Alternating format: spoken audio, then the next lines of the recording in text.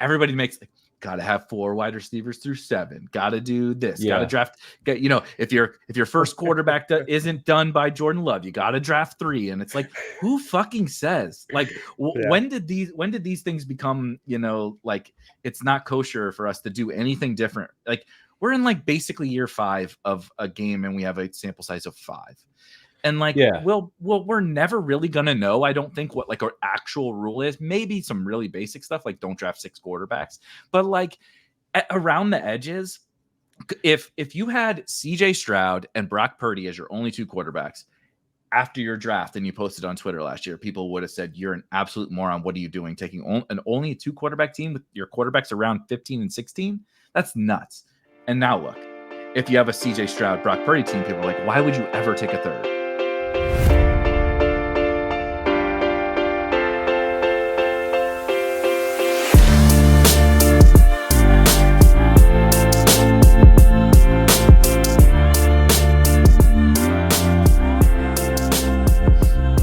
All right, guys, the season is almost here. It's a time where Pat and I were talking before the show, and of course we brought on a special guest that I'm excited to chop it up with, where like we're inundated with all the preseason news. We're trying to rip drafts, or you're getting ready for even like your home league draft, and you're just thinking about like all your takes, right? Or all the players you like, or all the draft structure you like, or whatever. And we've done all this stuff over the summer, and I feel like we never, ever stopped to like question, like, are we sure? Like, are we sure that this guy is good? Are we sure that this offense is going to be terrible? And I think back to so many examples over the years where if we had just like stopped in a lot of these situations to ask that exact question, like, are we really sure that this offense is that bad? We would have found like league winners. Like every year, like I like think back to the famous Josh Jacobs 8th round Josh Jacobs year, right? When he goes scorched earth for the Raiders, the opposite side of the Denver Broncos when they got Russell Wilson. And we all just thought he was going to cure all of their problems, and he didn't. And there's, the Seahawks. And they played the Chiefs in week 17, so you have to stack that game. You have to stack that game, and it was miserable. And your MVS, your 3rd round Judy and your 8th round MVS teams, not great that summer, right? But the opposite side, then Seattle was good with Geno Smith, and the Bucs without Brady ended up being good. There's just like so many examples where I feel like I don't do this enough and stop and just say, hey, like, what about if I'm wrong about this kind of thing? Or let's just at least talk about it a little bit. So we brought on the best in the biz, Rich Hribar, aka Lord Reebs, to go through. We got about 5 or 6 categories here we're going to walk through of some things just that's at the top of our minds for some things that we might be interested in. But of course, first, Rich, the kids are going back to school. Football's almost here. You and I were talking high school football before the show. Are you ready? Yeah, Friday Night Lights. Are you ready? I mean, yeah, it's always bittersweet. I mean, obviously the best thing about the offseason is like what you create is like evergreen for like 6 months. And, then we get on like this conveyor belt where just stuff dies. You're pouring in all these hours. We're dissecting the games, which is fun. I'm glad to be talking about real games, but you do get on like that, just that treadmill, and it just restarts. And so it's always a little bittersweet in that regard, because it's nice to say like, oh yeah, we've been talking about this for 6 months, or like I wrote this, I can send someone back to it. And I'm like, hey, I wrote this 5 months ago, like check it out. Like, that just doesn't happen anymore. Occasionally you can even point someone to something you wrote last year. It's like, this is an idea that we can, exactly. Just the route share of week 3. Yeah, absolutely. I wrote something actually last year in the Reddit. I did a Reddit AMA yesterday, and someone linked back and they're like, "Oh, this was like really good advice. Like, do you have anything that like good, that other things like this?" And I was like, "As a matter of fact, I do." Because I mean, this time of year, like everyone always asks me to come on, like July, August. Like I never get like very little do I get asked to come on stuff like in May and June. Once in a while, like Davis always will reach out because like we're just like dudes. But like and everyone asks like, it's like, oh well, who's your favorite player? Right? Who's your favorite player at ADP? And not that there's anything wrong with that, but it's like nice to get mix in some different conversation. That is why, Rich, the last time that you came on, not the show with Pat and I, but why you came on this show, we did a kind of like a little bit of a similar version to this exercise, but we went with all of our worst picks in fantasy football, I think in June or something like that. I need to go back and look, by the way, at that and see if how those are holding holding up. Still. Yeah. You notably on that show, and then we'll get to that. Didn't know the rules. Didn't know the rules. Shows up. I said we're each just going to pick 3 guys. It was me, Rich, Ben Gretsch, and John Daigle. And we were each going to pick 3 players that we thought were the worst picks in fantasy. And he thought it meant like round 1, round 2, round 3 worst players. And he just so happened to get the randomizer and go first. So he picks Jahmyr Gibbs. I was like, damn, I don't really like Jahmyr Gibbs either, but he's the worst pick. I thought it was the worst round 1 pick. I thought it was the role was worst round 1 pick. So we'll see if we. I intentionally left. That looks really good in hindsight. I was just gonna say, and in the moment, you nailed it. In the moment, we were like, "Damn, Rich, that's a little hot takey to start us off." And then he got hurt, and then he popped a hammy. I intentionally left the rules a little bit more wide open so that Rich can really ping outside the lines if he wants to. But we got it. I'll share my screen for the folks on YouTube. And for the audio listeners, we got, so 6 different categories. We're each going to kind of, we'll riff on these. We'll bounce around, but we're going to start with the subject is, are you sure about that? Are you sure? And this could be positive. This could be negative. This could be however the 3 of us kind of want to frame it. Are you sure about an NFL offense? Each of us are going to give an NFL offense. A backfield. That could be, again, that's totally up to everybody's interpretation. Rookies, second-year players, some form of best ball structure or, like ADP, draft environments, those kinds of things. And then my favorite is bad players that everybody says suck. And is there anyone that Josh Jacobs a couple of years ago would have been probably a pretty nice one to do right about now. I don't know. So I didn't have 0. Yeah. I think we would have been said, yes, he sucked back then and we were right and still wrong in best ball. But some players that maybe we think suck, but we want to, maybe dissect a little bit further. So let's go ahead. Rich, we're putting you on the spot again first. You're the guest. You get to go. You get all right. Your pick of NFL offenses. On the spot. This is on the cuff too. Nothing planned, but one thing I've been kicking around late in these drafts because you get to this 11th hour and you're like, well, what haven't I done yet, right? Like you kind of look at your player exposure and you're just like, well, where are some obvious holes that I've left here over these 4 months of drafting? And the one thing that I think about is that I keep looking at this Chargers offense, right? You haven't drafted any Chargers, like very little. But like, what if we're wrong that this team actually throws the ball more than we think they're going to throw the ball? And when I say that, it's because when you look at Harbaugh, every quarterback he's had in the NFL and every quarterback Greg Roman's had in the NFL, Justin Herbert is by far, like not even close to the best passer either of these guys have had. And that's no disrespect to Lamar Jackson, right? Like Lamar's a different kind of quarterback, but like Tyrod Taylor, Alex Smith, Colin Kaepernick, like, I mean, there's just what if there is an opportunity where like Herbert is like, this all comes together, right? Because I do think Herbert from like an efficiency stance, like when you're looking at stuff like EPA per dropback or yards per pass attempt, where like he's necessarily been kind of limited these past years based on like who's either been available on the field or like just some jailbreak game scripts, just different things like that. I do think from an efficiency stance, we are going to get the best, like efficient Justin Herbert season we've had.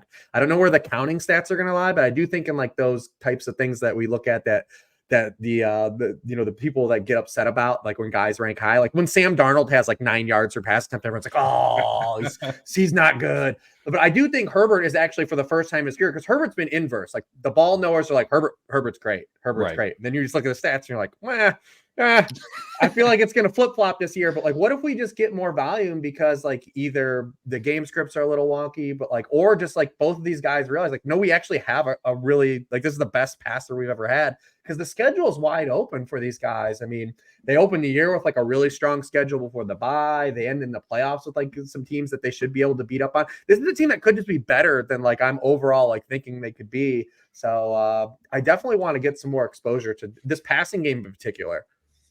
Yeah, I think the ball knowers are right on Herbert too. One of the things I like to look at with the EPA stuff is EPA per game, because I think like being able to load up a quarterback with pass attempts and then have him still perform efficiently is like not a lot of like, that's part of the problem with Brock Purdy. Now, Brock Purdy performs really well in EPA per game too, because he's so efficient. But like if you're hiding a guy and then he's efficient in this kind of hyper specific context of where you're able to deploy him, but you're not able to lean on him, that's just not as valuable as a guy who you can like build the offense around. And Herbert right away was a guy that you could build the entire offense around, and he was still very efficient. So I actually, on Ship Chasing last night, I was making the case that, Herbert, it strikes me as is pretty underrated in terms of what the ceiling outcomes could be. This is a really high-end actual NFL quarterback. He has scored in FFPC. We were doing a main event last night, and I was like, he unquestionably has upside when he's going in like the 170s of these drafts, but he has 2 seasons of 25 plus fantasy points per game. Those are his first 2 seasons. He's fallen off to about 20 since then. But yeah, I mean, it's kind of hard to see it because you got a rookie wide receiver in Ladd McConkey who, not the best prospect profile, some things to like, some things to be worried about. Josh Palmer, like when we talk about guys not being on the field, that meant Josh Palmer like was on the field. He might be the number 1. So Quentin Johnston is not going to be a thing. Like it's definitely like you have to really squint to see like this being the year. But I've actually been drafting the Chargers kind of the whole way. I'm not like mega overweight. I actually had less than I thought. I'm at like 9% Herbert, but I'm drafting McConkey. I'm starting to draft a little more Palmer. Part of it's because I draft a lot of Patriots in there on the other side of that game. But I do think like we had to price in this coaching change. Like it just made the likelihood of them hitting the ceiling lower. But I think we've priced it in too much now. Especially, I would add, at this time of year, for anybody that's drafting best ball drafts, but you mentioned Ship Chasing being a managed league draft is always a little trickier. That's definitely not my exact area of expertise. But the pain I'm feeling right now in a lot of best ball drafts and trying to do like still a lot in 3 weeks, like a lot of best ball drafts still in 3 weeks is every time you take kind of some elite quarterback, elite onesies, essentially. And God forbid you take an elite quarterback, an elite tight end, and a running back or something in the first 7 rounds. You're going to get to this miserable range, like round 12 and beyond, is just anybody with a pulse who were like, okay, this guy was a value before. The value doesn't exist anymore. So maybe you got some last round guys that you like now, that you're willing to mix in, but you're going to get to that double-digit round pocket, which luckily enough is exactly where Justin Herbert goes, where you can say, so instead of taking James Conner, I'm going to take Ladd McConkey. But that gives me, like, now I'm freed up to use another early round pick on a running back or an elite tight end or a wide receiver. And I'm like, I got Herbert in my back pocket. He goes next to Chuba Hubbard and, like Michael Wilson. Those are like the best of the other positions, the tight ends that go around him, right? TJ Hawkinson with a blown out knee and Hunter Henry. It's like the opportunity cost around Justin Herbert has now become such that it does feel kind of like a smash now, even if I don't really believe in the Chargers. I agree with everything that you guys have just said. There's no pushback, but it does feel like kind of the market dynamics are coming around to where this is really like becoming eye-opening to me, that this is a really advantageous thing to do specifically now in drafts. Yeah. I mean, it's like, there's a couple spots where I'm like, this isn't going to work, but you're paying me to see if it does. Yeah. You're getting odds. What's the best way? Kevin from The Office, if you're going to give me 10,000 to 1 on anything, you just got to take it. And that's that's what it feels like. If I'm willing to do it, dude, I'm drafting Sam Darnold. I'm drafting Daniel Jones. I'm drafting like these guys, right? Like I'm very much that kind of risk heavy type drafter with my quarterbacks. Why can't I dive in on Justin Herbert? The only thing before we move on, I did want to ask you guys, the thing that still has me cautious is just the injury. Yeah. Sure. Yeah. That's the thing that's kind of keeping me from like being like, I'm about to smash Justin Herbert in like a ton of drafts. It's just the injury, because if it takes away, not that he's a big rushing upside, but I would like 300 yards and a few touchdowns or something from him. And if this is at all holding him back, I think that's kind of concerning. For sure. All right, Pat. I'll say on the flip side, are we sure that a rookie quarterback is going to support 3 wide receivers in the top 6 rounds? This, I know Caleb Williams, he's an elite quarterback prospect. I'm not going to do some counter narrative that he isn't. But But I guess I am gonna, point us to a few years ago when we were, taking like the Trevor Lawrences, and we're getting really excited about that rookie class, kind of hitting the ground running, like immediately producing. And I could see a scenario where Caleb Williams 3 years from now is like, no question, top 5 quarterback in the NFL, but also like wasn't a smash to double stack him when it required a 3rd and 5th round pick. That it could be the case that is bad. And I haven't really played it like that. Like, I'm like, oh, these Bears, I like all these Bears. I like Keenan and Dunze more than DJ Moore because they're cheaper. Yeah. But we're getting like the Gerald Everett stuff is not great for Kmet, but it's also like not great. And that, like, are they going to run 12? They run 12. Like, if you get full route participations from these guys, and they have a rookie quarterback, and guys, it's Shane Waldron. Like, we're doing this like JSN bull case because he's losing Waldron, and then we're like, and let's invest heavily in Shane Waldron's offense. Like, that could burn us pretty bad. So Swift is not that cheap. They're one of the more expensive offenses in all of fantasy. They really are. And I get, like, I understand that we want to be able to have rules of thumb, like, don't invest in rookie quarterbacks and to like support a ton of weapons because that's unlikely. And we can then say, but it's Caleb Williams. He's the number 1 overall pick, one of the best number 1 overall picks we've had. He's a little different. But how different is he? Because these prices are pretty high. And I think that definitely the follow up, just because this coming with both, if you want to even include Jaden Daniels, because I think from a fantasy perspective, Jaden Daniels is just a different type of player. But this coming on the heels of the Stroud season, like the timing of it, where everyone is just like, well, like you said, we just like are now throwing it out. Like we used to have, like, they're not hard rules, but like historically, even so, you go back to like guys that have played with 1st round quarterbacks, like, have a drop in production. Like, we're talking like Hall of Fame players like Calvin Johnson, Mike Evans, Larry Fitzgerald, like, all had like year 1 drops in production from like where they were, the year before. And just because CJ Stroud is like, well, we're like, yeah, we'll throw that out. We've got this guy that like everyone's excited about. But absolutely. And then, you talk about like the Waldron stuff, like tying it in, like, are guys going to be in specific roles? Is it like, how does the target tree shake out? Because, Kmet and DJ Moore had such just lofty target shares over the rest of the Bears last year. And now we're trying to figure out how that fits in. Keenan Allen led the NFL in targets per game last year because no Charger was alive. It's like trying to figure out like just how all these pieces fit together.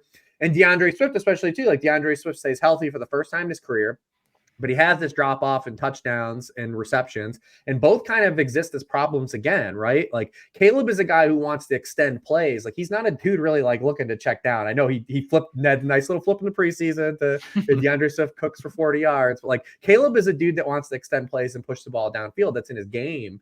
So, I mean, is he going to catch a lot of passes? There's just a lot of question marks, like you said, to be aggressively drafting this team. The offensive line still has a lot of pieces that need to come together. I could definitely seeing this team, we look back on it all, the wide receivers especially, like, it'd be easy to look back and say, like, well, we had that order all wrong. Like, yeah, for sure. Pretty easily. Yeah. Like, so I'm on board here, man. I know you guys, are up on all of the aspects of football, but I also I don't really try to bring it into my best ball stuff, but the Bears defense looks pretty fucking awesome. Also, it was the back half of last year was really good. Incredible. Yeah. They were incredible the back half of last year. We were dunking on the Montez Sweat trade, and I mean, I'm still not sure that that's the trade that I would have made if I was the GM. But like, the defense looks awesome. It's like the NFC's bad. Like, how many like shootouts are we going to be in? And then like you said, it's Shane Waldron. What's the pass rate really going to be? Like, it is. So we're 2 for 2 on. We had Mike Leone on earlier this summer that we did an "Aren't You Worried" show, and I really wasn't all that worried about my Chargers fade or the fact that I'm drafting the Bears, and we're 20 minutes in, and I'm feeling terrified already about both of these things. But I think a ton of good points. I'm going to bring up one that I still have to submit my truth serum take to Sal to Sal today. And this is not one that is on my list of truth serum takes. I don't believe this one. But anytime an offense or a player or really anything was last year, everybody was like, yeah, I don't really like him. Is he good? Is this offense good? And then they have a good season.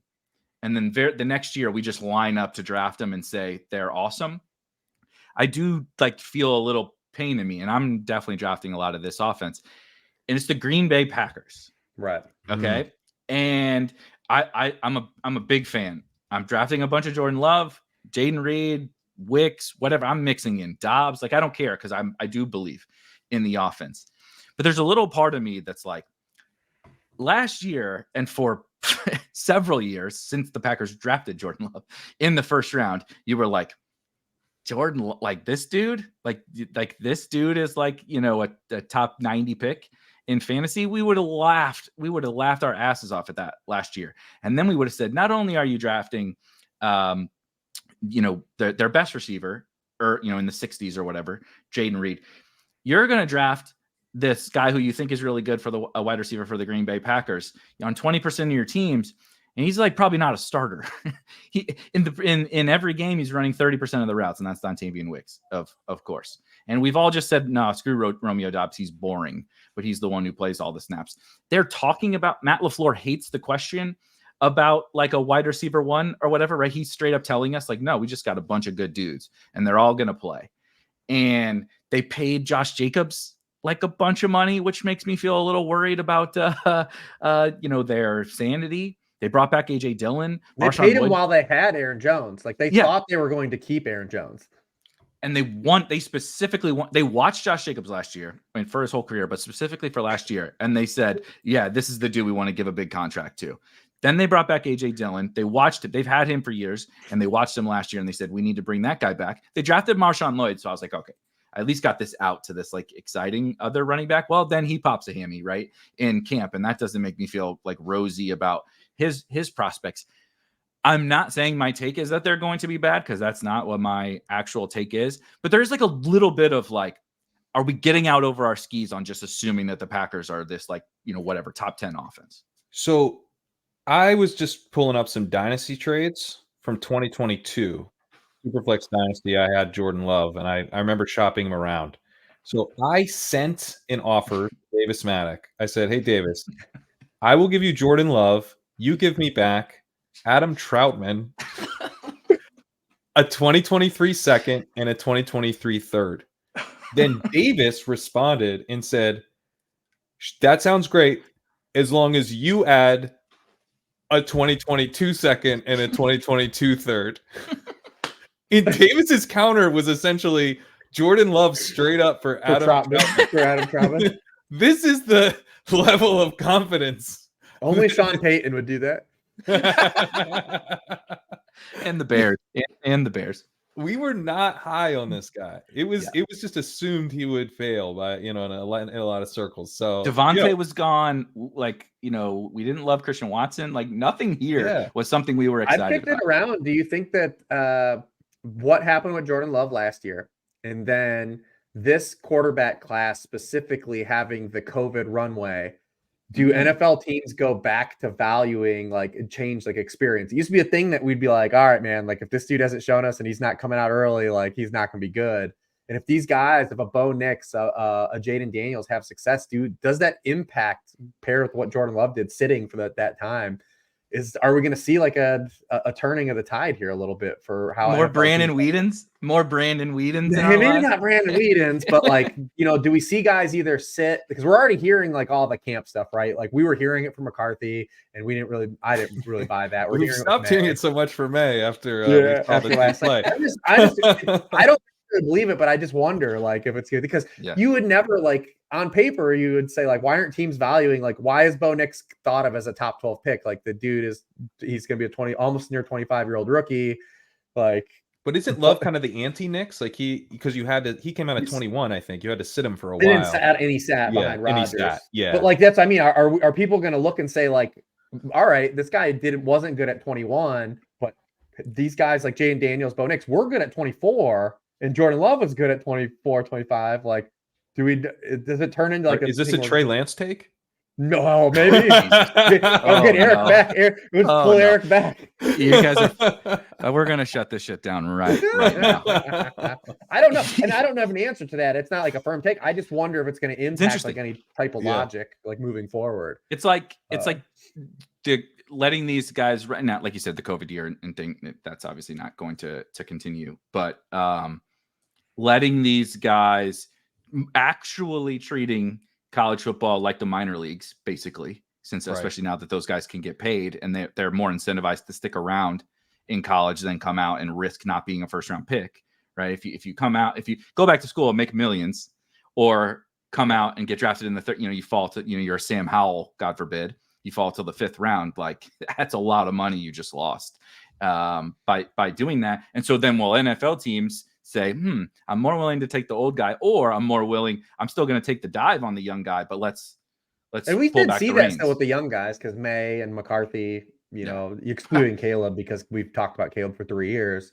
Those guys still, that the young guys that still are able to enter the NFL draft will go high. But seeing guys, the aggressiveness for Penix and Bo Nix, especially, because like Jaden Daniels, it's easy to see They're both 24, right? And Daniels is 23. Yeah.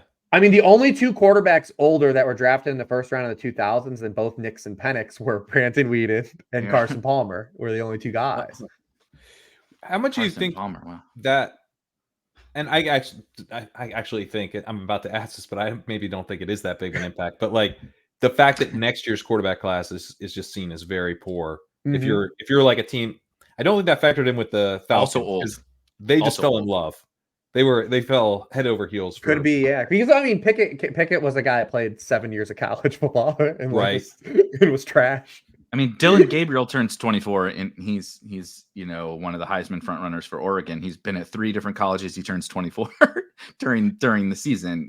Like there's several more of those guys coming, and the best quarterbacks in college football right now, for the small, maybe for an extended window, but certainly for this current window, are older because of COVID and then NIL being introduced. That there's no reason for Dylan Gabriel to. I'm not saying he's going to be a first round pick, because he's not, but like, these Jackson Dart or whatever is incentivized to go back to Ole Miss, make a couple milli, win 12 games, and stick it out. Whereas before it was like, Trey Lance, come out. You know what I mean? Otherwise Trey Lance would have transferred to Georgia or something, in the current environment. Yeah. But yeah, the Packers in general, though, are an interesting team, because they've popped up on like a lot of my team regression stuff. And it's hard to say, because it's like, because the back half of the year, you're like, they kind of found it. Because the first half of the year, they were really bad. And the offensive structure was Jordan Love, pushed the ball deep, really inefficient targets. And then they had him releasing the ball quick. His like depth of target, like absolutely like went from the highest in the league to like middle of the pack. They got the ball out of his hands. He was really efficient. But you look at, they scored on 95% of their goal to go possessions. Not only was it the highest rate in the league, it's the highest rate in my database. Like literally don't have any higher. And I go back to the 2000s. There's only been 5 other teams in the 2000s that have converted 90% or more of their goal to go drives into touchdowns. And every one of those teams scored fewer touchdowns the following season. And then Jordan Love, obviously, the 5 quarterbacks that were like the highest above passing touchdowns over expectation: Dak Prescott, Russell Wilson, Jordan Love, Baker Mayfield, and Brock Purdy. The 4 of those guys outside of Purdy, all of those teams had really wonky like passing touchdowns or rushing touchdown splits as a team. The Packers, 76% of their touchdowns are passing touchdowns. And it's like, all right, like historically, that's been like a red flag where like, all right, since 2010, 85% of the teams with over 70% of their passing touchdowns have a decrease in passing touchdowns the following season.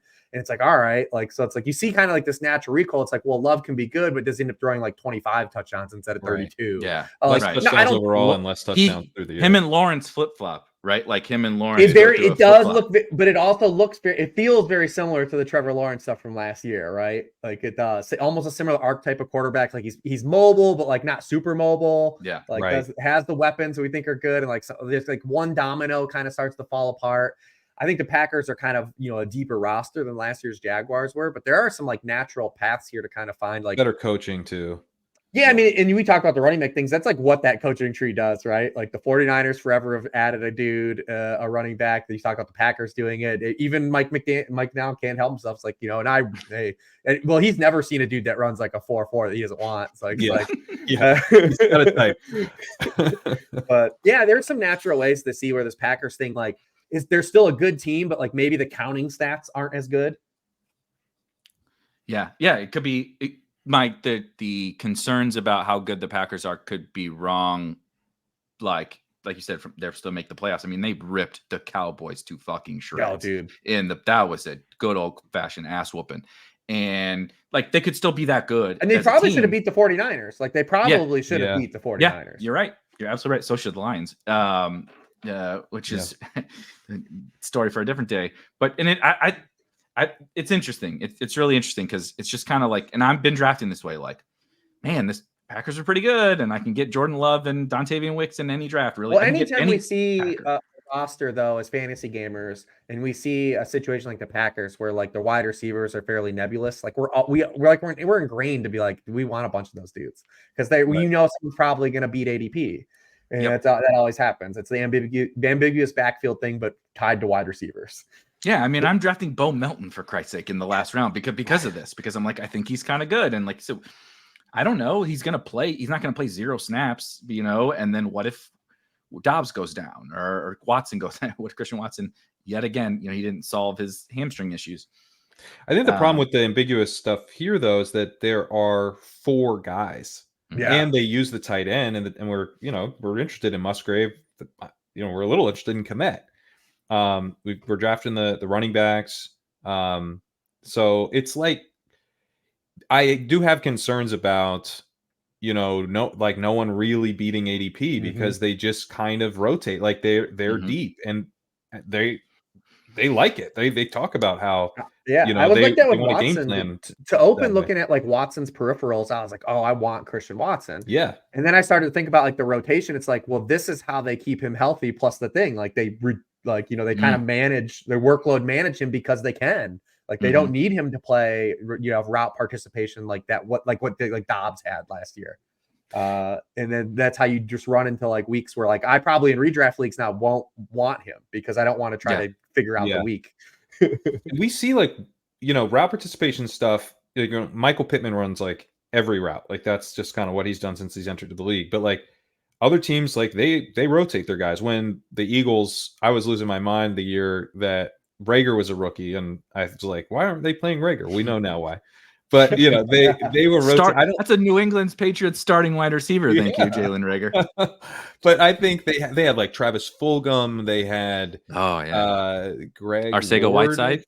Was Arcega-Whiteside after him, or he actually had already basically fully washed. Yeah, they drafted so many washouts. I can't keep track of what order they were all. But they were rotating these dudes. I think probably no one had 80%. And that was kind of like they just didn't have anyone good. This is a different situation when they have lots of good guys. But I could see Dobbs really having the only like classic sort of full-time wide receiver route participation, and then the other guys rotate. I say Dobbs because I think he's like he feels like that X role a little bit more cleanly. But it's going to be hard to predict like who's even out on the field week to week. For sure. And like Rich said, I think that they like it that way.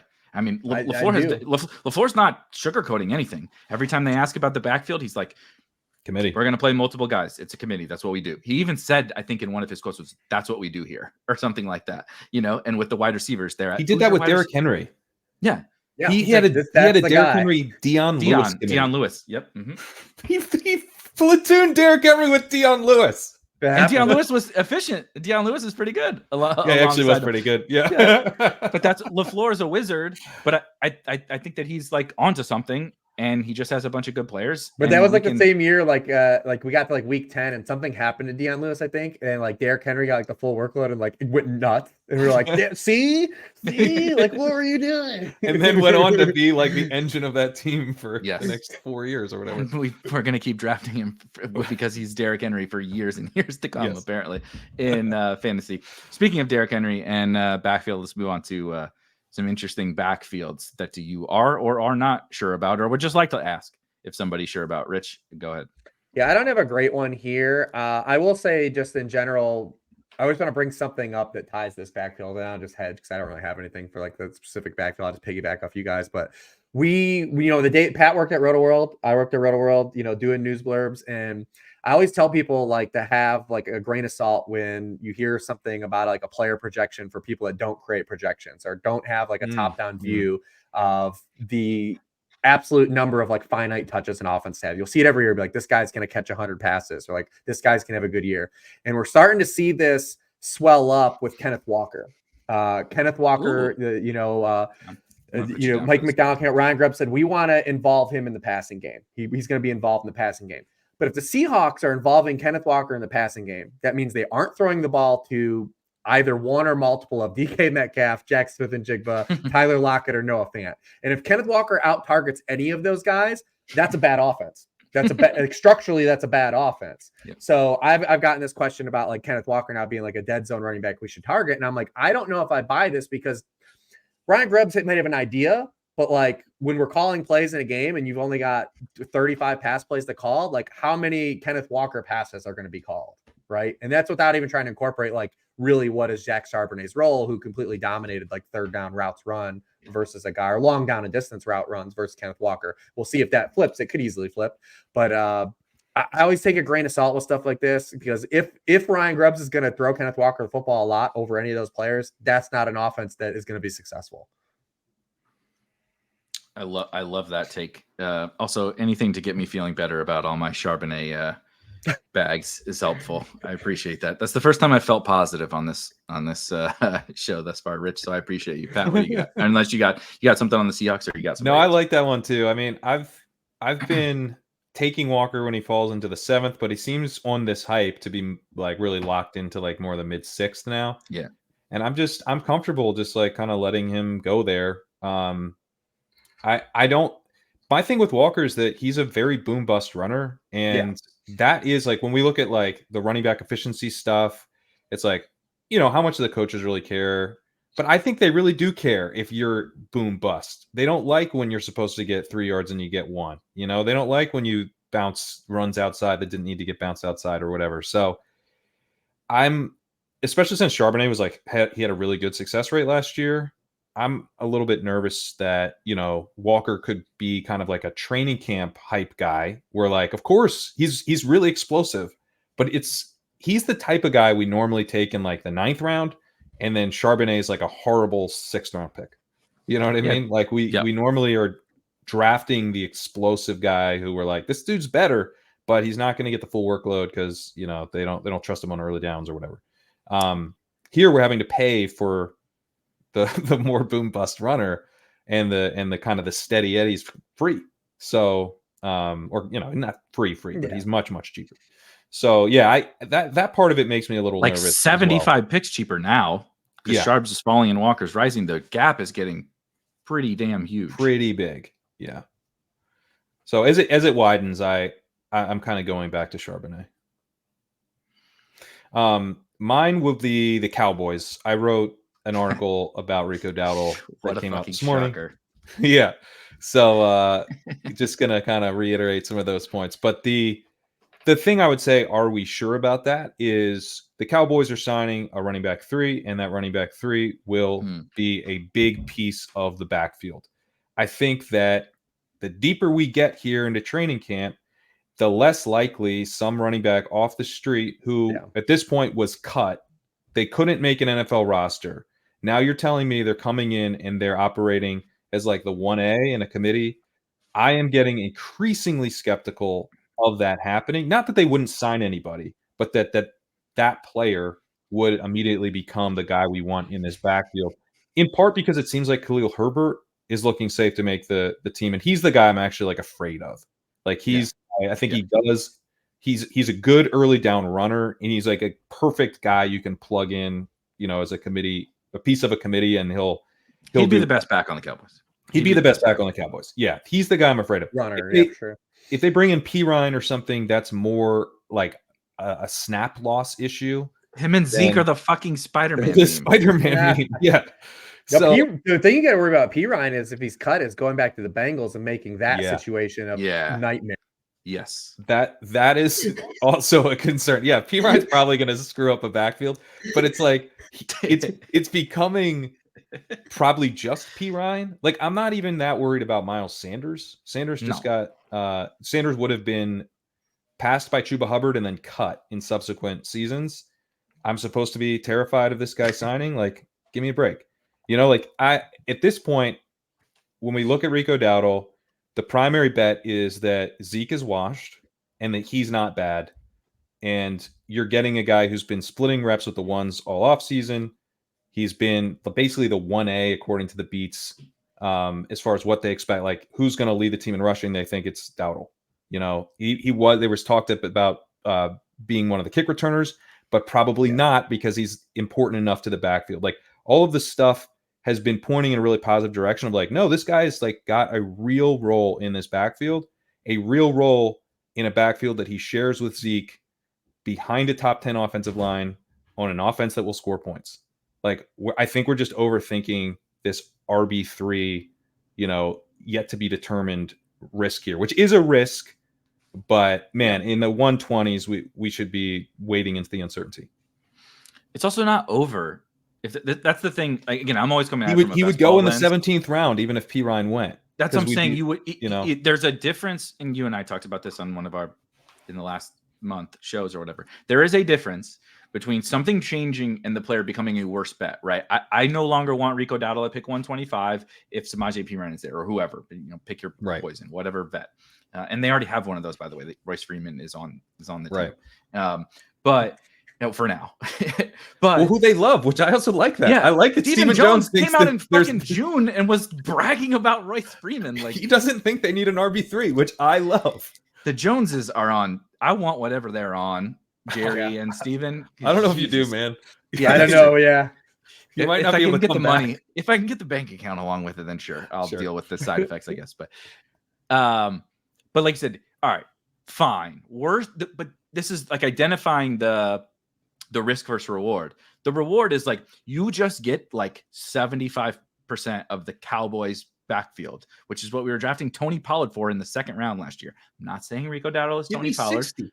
Yeah, give me 55. Give 51, dude. I'll take 51%. Yeah, as the win condition, right? Yeah. So let's just say they sign somebody no long that, you know, now we move that down. But he doesn't become, you know, whatever. I can't even think of a guy. He doesn't become Royce Freeman. Now he's not like you don't scoff at somebody for drafting him. He's still it's a draftable. Johnson. He's a Rashod Johnson. Right. And I think Roshan is fine in the 17th round. Yeah. So like, what's the difference? Well, because like you're telling me that this guy we were taking in the 12th round would become completely undraftable because a guy who is currently undraftable will sign there. We're not drafting P. Ryan today. We're not drafting him. No. Hey, I got a couple 20-round shares. Okay, drafters and DraftKings get rough in the 20th round. Okay, I've capitulated, or I've wish casted a couple of PPR points. It may have been 10:30 after 10:30 at night after a couple of libations have been had, but I've tried. You let loose and drafted some out. Yeah, exactly. I'm like, how many more times am I going to take this other shitty last round running back that I keep taking? Let's pretend everybody keeps saying P. Ryan's going to ruin the Bengals backfield. Let's see if it happens on this team. But I agree with you. I read your Dowdle piece and I already knew. You've got me on Dowdle. We probably don't even have to talk about the Cowboys. I don't want to talk about Zeke. I mean, I just think with the cost, it's like pretty. What's the problem? It's pretty cut and dry. There's nothing because like the Cowboys are a team I have a lot of concerns with, like as a team, like potentially cratering. They may show up, but that's already priced in. It's literally already priced in. So right. Yeah, and the only other thing I was going to add is there used to be some backs so Chase Brown used to go kind of closer to the Rico Dowdle range, and it was like, I'm not doing that. I mean, Chase Brown goes to pick 100 now, and Rico Dowdle goes to pick 2 rounds after Chase Brown does. So that range also, like I mentioned, the Herbert thing. I just like scroll to that range. I'm like, who the hell else am I going to click besides Rico Dowdle? Like in this range, that's all Nick Chubb. Like it's rough there. So I'm on board with that one. I was accidentally getting Dowdle just because I was building so many like Eagles, Commanders, Falcons, like Cowboy playoff glamations. And like I was like, well, I'll take a Cowboys back, like to go across with AJ Brown or whatever. Like, and accidentally was just kind of just pushing the button reluctantly. He's also a lower owned bring back on the if you AJ Brown Hurts stack. Obviously, you can't have CD on those teams. Everybody takes Ferg on those. That's it, and I've done it too. But that would be the chalk, right? Best ball build. Go Rico Dowdle instead, and you have just a slightly different variation. I'm a pretty big fan of that one. Nice. All right, so my backfield is I almost included this player on the bad players section, but I decided to go for backfield because there's so many bad players I would like to talk about. It's kind of my thing, is bad football players. But last year at this time, there was a 3rd-round rookie who the coaching staff told us was going to come in. He's going to ease the burden on this starting running back, who we're all pretty sure is solid in Jacksonville. And we were drafting this dude in like the 13th round, right? 3rd-round rookie. He's going to have standalone value and contingent value if Travis Etienne gets hurt. And, you say whether you liked him as a prospect or not, we don't have to necessarily get into that. But we were like, I was drafting Tank Bigsby. I was also drafting like Isaiah Spill. I fell for all those losers, okay, in that range of the draft. But now it's the story is the same.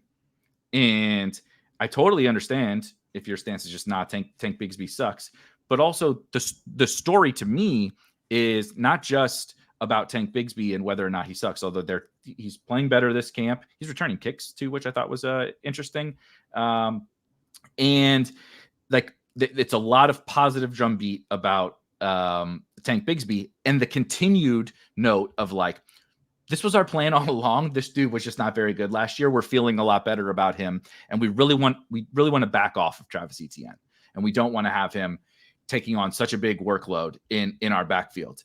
And yet Travis Etienne is kind of up in that range where we drop the guys who are like not the superstars, but not the like dusty dead zone backs. I know he's like the old dead zone, right? 4th round or something like that. But that's like not the real dead zone anymore. No. That's the Rachaad White, Ken Walker, frankly. It's the old 2nd round. Yeah. That's what I'm saying. He would have been a 2nd round pick years ago. Yeah. Now he goes in the 4th. But we've kind of lumped him into that elite running back spot. And I'm not sure that anybody ever stopped to say like, yeah, I know how last year went, but like their plan was not how last year went. Their plan was to back off of Travis Etienne because he's not that big of a guy. He's not this, big bruiser of a back. We would like to use him more like maybe 65-35 as opposed to 90-10 with Dearness Johnson. Brought in Keelan Robinson. I'm not sure he's going to be a factor, but Dearness is back. They kind of have some more insurance, whether even if Tank is bad, that I like Travis Etienne as a player. But I just wonder if we're just like dropping him in there because like, what do we do? It's like Pacheco. We just drop him there because his backups stink, even though the team tells us like, no, we're not going to play this guy like every single snap. It is dead zoney in that like, I don't know that you could really say Travis Etienne is like a super young running back. Like he's not old, but as far as like the breakout season that we wanted, that was more last year. And we kind of got it, but it was very touchdown driven and his efficiency as a rusher fell off.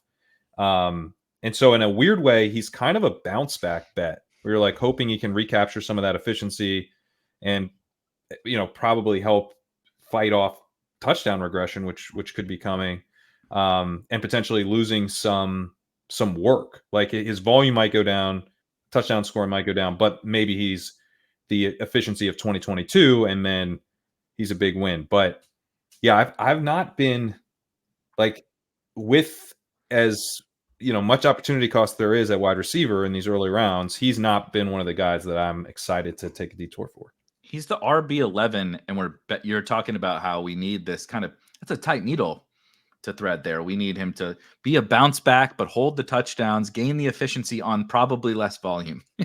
Right. It's like that's pretty rough at the RB11, like you said, with the opportunity costs in the 4th. He was a little bit cheaper earlier. Like you could get him like after a 3 wide receiver start and like say, I'm going to throw this value, just throw the value at the position. And then he's kind of just the way other guys have fallen at the position and in the top of drafts, he's kind of oscillated and probably with just more casual drafters coming in, has climbed a little bit. But I mean, listen, here's the list of players that have had 1,400 or more yards from scrimmage the past 2 seasons, which Travis Etienne is on this list. Christian McCaffrey, Tyreek Hill, CeeDee Lamb, AJ Brown, Travis Etienne, end of list. All those guys go in the top 8 picks. All the other guys go in the top 8 picks. Like I'm pretty confident Travis Etienne's a good football player. Yes. It's the combination of, like you said, like the ADP, especially in these drafts, and then, kind of, what do we get the bounce back? 'Cause he's had one season where he didn't have a lot of touches and was hyper efficient, and then had one season where he had a lot of touches, and then it was kind of the Joe Mixon season. Honestly, I used to go to backs. I tried to have a lot of Tony Pollard Cope last year. I was like, this guy's having the same season. I was like, he's having the same season, except for he scored touchdowns. Because Pollard and Etienne were like the same. They literally have like the same efficiency. Where just one guy scored touchdowns and one didn't. Mm-hmm. Which I find concerning. I was just trying to make myself feel better about it every week, But my problem with the Jaguars is they didn't do anything to improve this offensive line. Mm-hmm.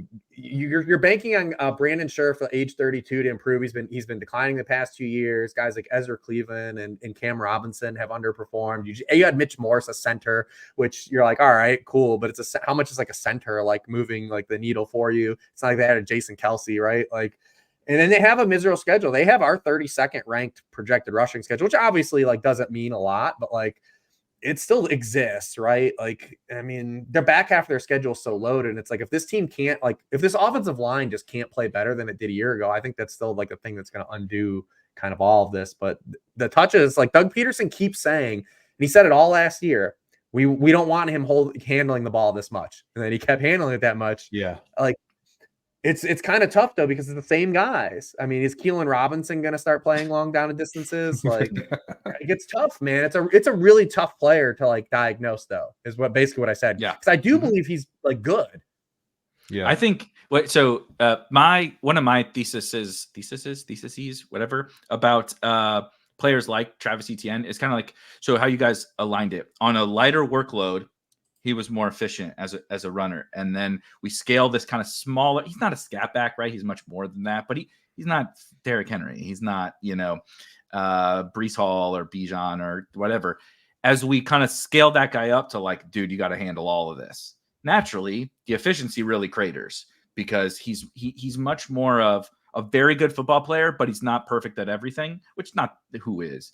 But I mean, we're paying RB11 prices. I kind of need you to be good at just about everything. I need you to be able to handle that workload. And I feel like those kind of guys will, like, he would be an incredible player in, like, swap him and Isaiah Pacheco, put him in the 65% of the Chiefs backfield role or whatever on the Chiefs. And he would just blow fantasy up. Well, that's how you use a player like Etienne. I think it's like gives you this explosive element to your offense. He can't do everything. And then, like, I don't know, throw like more screens then.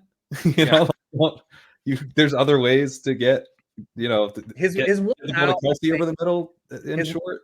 His one out, I do think, is just that they could run more 11 this year because of what they had to scale back because of the wide receiver injuries they had last year. Where basically Evan Ingram was their lead wide receiver like the final 6 weeks of the season last year. They obviously went out and used Premier Capital on Brian Thomas. They gave Gabe Davis, it's wide receiver coach, is the wide receiver coach there, the guy that they had at Buffalo, Chad Hall. But like they went out and invested in wide receivers, and so like maybe a more 11 personnel can open stuff up to where he's just like not getting the heavy box count stuff, and they could add some efficiency to it. But I have no idea how to really project his workload though, because Doug Peterson said all this shit last year, and like, and it didn't matter. If the guys aren't good behind you, like this, we saw this with Kyren Williams. It's what led to this Kyren Williams dichotomy all offseason. Is when Kyren Williams missed time, the other Rams players were awful.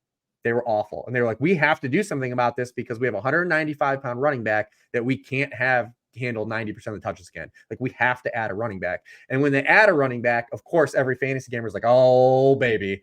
Like, oh, man, sky is falling. Like, and all this stuff. Especially, but the Rams running backs were so god-awful. And that's what the Jaguars were. But the Jaguars didn't add anybody. They didn't add anybody. So, like, you're banking on Tank Bigsby, who obviously doesn't even have like a great track record of being a good player. So it's like really weird hard. profile. He's a weird college profile. Yeah. It's really hard. It's a weird situation altogether. And you, like you said, you're it's not like you're paying like a mega discount either. That's the thing for me is that I think that like betting against him in a vacuum, I'm like, it makes me a little nervous because he probably does have a pretty similar role to last year, and rushing efficiency is volatile. Like he could hit a couple long runs he didn't hit last year, score touchdowns at a high rate still, and be a pretty strong pick. But he's expensive enough that I'm just okay like doing other things. He takes me out of structure in a way that's like you get punished for going out of structure this year in a way you never really have. And like I would have said that last year. And now this year I'm like, whoa, you guys are really punishing me for getting out of structure. So I'm just hoping that even if I'm wrong about ETN, that he was expensive enough that it makes it hard for him to be a huge hit. Love that. Let's move on to the rookies. Rich, you have any rookies that you're curious or asking, are we sure about? I mean, still kind of for me, it's the same guy, and it's the same guy that probably everyone's talked about all offseason, at least in our neck of the woods, and it's Adonai Mitchell. Like, just what role does he play, right? Like, because AD Mitchell is like the old school like traits-based quarterback draft, right? Like where like you get a quarterback drafted because of traits, like the Josh Allen, and like but the thing that scares me about AD Mitchell is literally any ball knower you talk to loves him. Like absolutely loves him. Like they did Josh Allen, and Josh Allen like look, and I'm saying like he's gonna have a run out, but like I mean, man, like he's a guy like I just don't know. Like he goes in a weird spot. It's like you don't know how many snaps he's gonna play. You don't even really know what wide receiver position he's gonna play because like at Texas he just like ran deep routes. It's like are they gonna try to have him fill in for Alec Pierce, or are they gonna try to do something more creative? Because I actually do like believe Shane Steichen is one of the dudes that gets it. Me too. Like I like absolutely stock Shane Steichen. And I do think the Colts from a best ball stance, they've got a great schedule. We know they're going to run an ass ton of plays. Like they're just going to run a lot of plays. They ran a ton of plays at Gardner Minshew. They're running a ton of plays at Anthony Richardson. And it's like, what if this kid just is that? Like, what if it like he is what everyone said he was as an athlete and as a player that they believe that he can be, that just was whatever repressed or like for whatever reason. And he's just a guy I keep coming back to because I really don't have much of him because of where he goes, because it's just he goes in a really weird spot in the wide receiver position, even if you're taking wide receiver. So like he's still a guy that's like, I just need to grab him now, like on the 11th hour and get some more. I've been hammering AD Mitchell, and I was partly it's because I draft Richardson and I don't draft Pittman. So it's like, all right, well, I got to be drafting. And Downs is hurt. So and that's the other thing too. Yeah, Downs is hurt. I was drafting a ton of Mitchell and Downs. I think they were cheap enough where that double stack was pretty nice. I still draft Downs in like the 140s now that he's fallen a bit, but I was really encouraged by the fact he played out of the slot a little bit with Downs out in that preseason game. Like they're trying to get this guy on the field. They're trying to see what he can do in different roles. Like the worry, and he's actually fallen a little bit since the preseason game, a fall that started before the preseason game because of talk that he was still fighting with Alec Pierce for that role. But are you scared about his week one role versus? No, hell no. Yeah, I feel like maybe this has jumped the shark a little bit, and just because fantasy information is so prominent, but I feel like there's been an overemphasis on week one depth charts this year. 100%. I think it has been for a while. That's week one brain. We definitely have week one brain with if you're worried about Alec Pierce versus AD Mitchell, especially if they're getting on the field in the slot. Like they're gonna have a package, and probably more than a package for Mitchell in week one, and then he's eventually going to be a starting wide receiver for the Colts. If he's good. And your bet is, if you're drafting him, believe it or not, that he is good. That's the bet. The bet is good. If he's good, he will start for the Colts. And yeah, I mean he's like such a weird prospect because like the yards per route run stuff is abysmal. Bad. It's like, so I'm looking at it right now. I have all of Texas, but sometimes I like to go look just at his team as opposed to just all like I usually just sort of all the wide receivers, which of course he's at the bottom. Him and Jordan Whittington hanging out. He's bad for a tight end. By the way, there's a gap even between him and Jordan Whittington for all the Jordan Whittington truthers out there. All the Texas dudes were really bad in that disgusting last year. Yeah, so that's another thing where it's like, what was happening? He wasn't good at Georgia, though. That's the whole. There's Lad was so AD, good, other than like you said, ball knowers, and he's got that dog in him that you can like say to like really promote him. And so I struggle with that. I mean, Jatavian Sanders had a better yards per route run than him. The tight end on the same team as him at Texas. That's rough. The other thing you think you have going for you is that he is a downfield playmaker in an offense where if we're investing in the passing game, that's the thing we would want. You know, we want the big plays, and that's what they need. It's what they wanted Alec Pierce to be. Yeah, so you can, and he's priced at a level where it's like you're going to give me some spike weeks. You know, with the other thing is, I mean, he's pretty good. So I don't know if he's going to be good in the red zone, but he has the potential to be good in the red zone. Like that's where it's like, dude, when this guy is dialed in, like he's a beast. Like he jump balls. Only Marv has a higher touchdown to target rate from this draft class than he does. Yeah, 10 touchdowns. We're shitting on how bad, but like that's the thing. Think about having a 1.84 yards per route run, like just woefully bad. But it doesn't match up, right? Like because his yard, even like when you break it down, like his yards per route run against man coverage were one of the worst in this class. But like literally, when you watch like something Harmon does, or like so they're like, this dude's open every play. And I'm like, Harmon was pretty into him. I'm like, they're like this. Every ball knower is like he's open every play. Like he never moves around. He never moves around the formation, right? He stays on the left side. Like nothing. 3.4 yards after catch. His yak was 3.4. He was falling down. He was goddamn Jalen McMillan. And that's something that might have been like air yards driven. Yeah. Because of where he was getting his targets, but it's 8.16. It's weird. It's one of the odder profile. Like if he smashes, like ends up being like a genuine hit. Like it's just gonna be one that I don't know. I just don't know. What do we take from it? bet on athletic guys who get drafted high. You know, I think that's the lesson. And we have that lesson. Like we know that, you know, part of the appeal of rookies in best ball, especially, and you know, in Dynasty, really part of the appeal just generally is that we don't know if they're good or not. And some of the guys get priced like they're definitely not good. Correct. We don't know if they're not good. So, you know, Mitchell has flashes that would make you think he could be good, and that would make you think if he is good, he could actually be really good.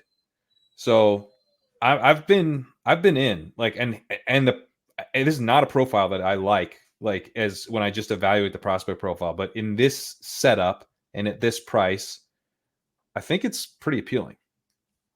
I think that's fair. I was going to throw out my last question on it, like not just AD Mitchell, but the profile thing. Cause like I said, this is not like we got a bunch of them in this class, by the way, Keon and AD Mitchell and these guys. I'm just like, I understand I'm not like, you know, ignorant to why people like them. But when I just break down like a lot of the data driven stuff that I like to look at, it's like, woof, man.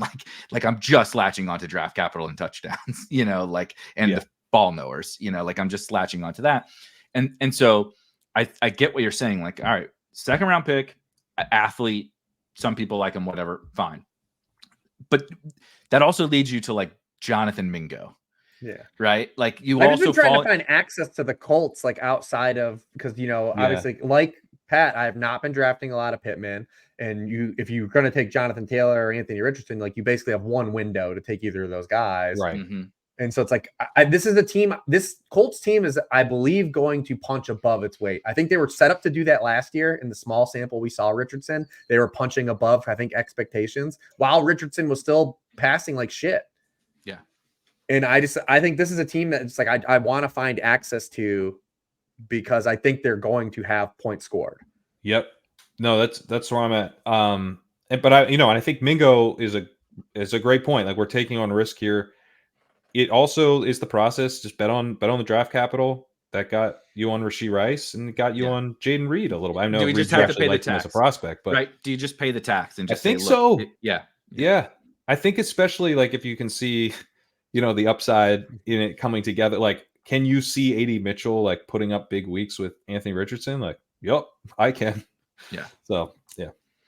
All right. Next up, another rookie. All right. So, remember how I said it's enough to bet on athleticism and draft capital? What if we take that to its logical conclusion and say, are we sure that Xavier Legette is definitely 100% going to bust? Because that's how we're kind of pricing it. And look, I mean, he was bad prospects, and you know, he had a pretty bad summer. He's injured through his first training camp. just recently got back to practice. Like, he's about as risky of a pick as you can make. But as far as best ball goes, like, how risky is it really? Because he's a first-round pick. Jonathan Mingo is the competition here for route. Nice segue. Right? Like, we've got Thielen in the slot. We got Deontay Johnson. We're talking about Jonathan Mingo here. He's going to pass Jonathan Mingo. He's going to have some, I mean, unless he's just horrendous.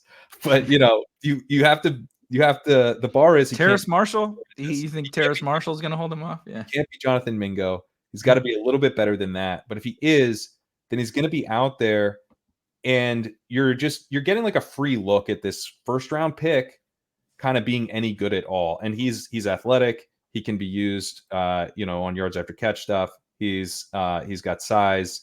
He was good one time. It took a long time. Took a long time. A lot of years. I mean, without COVID, we don't not know who Xavier Legette is.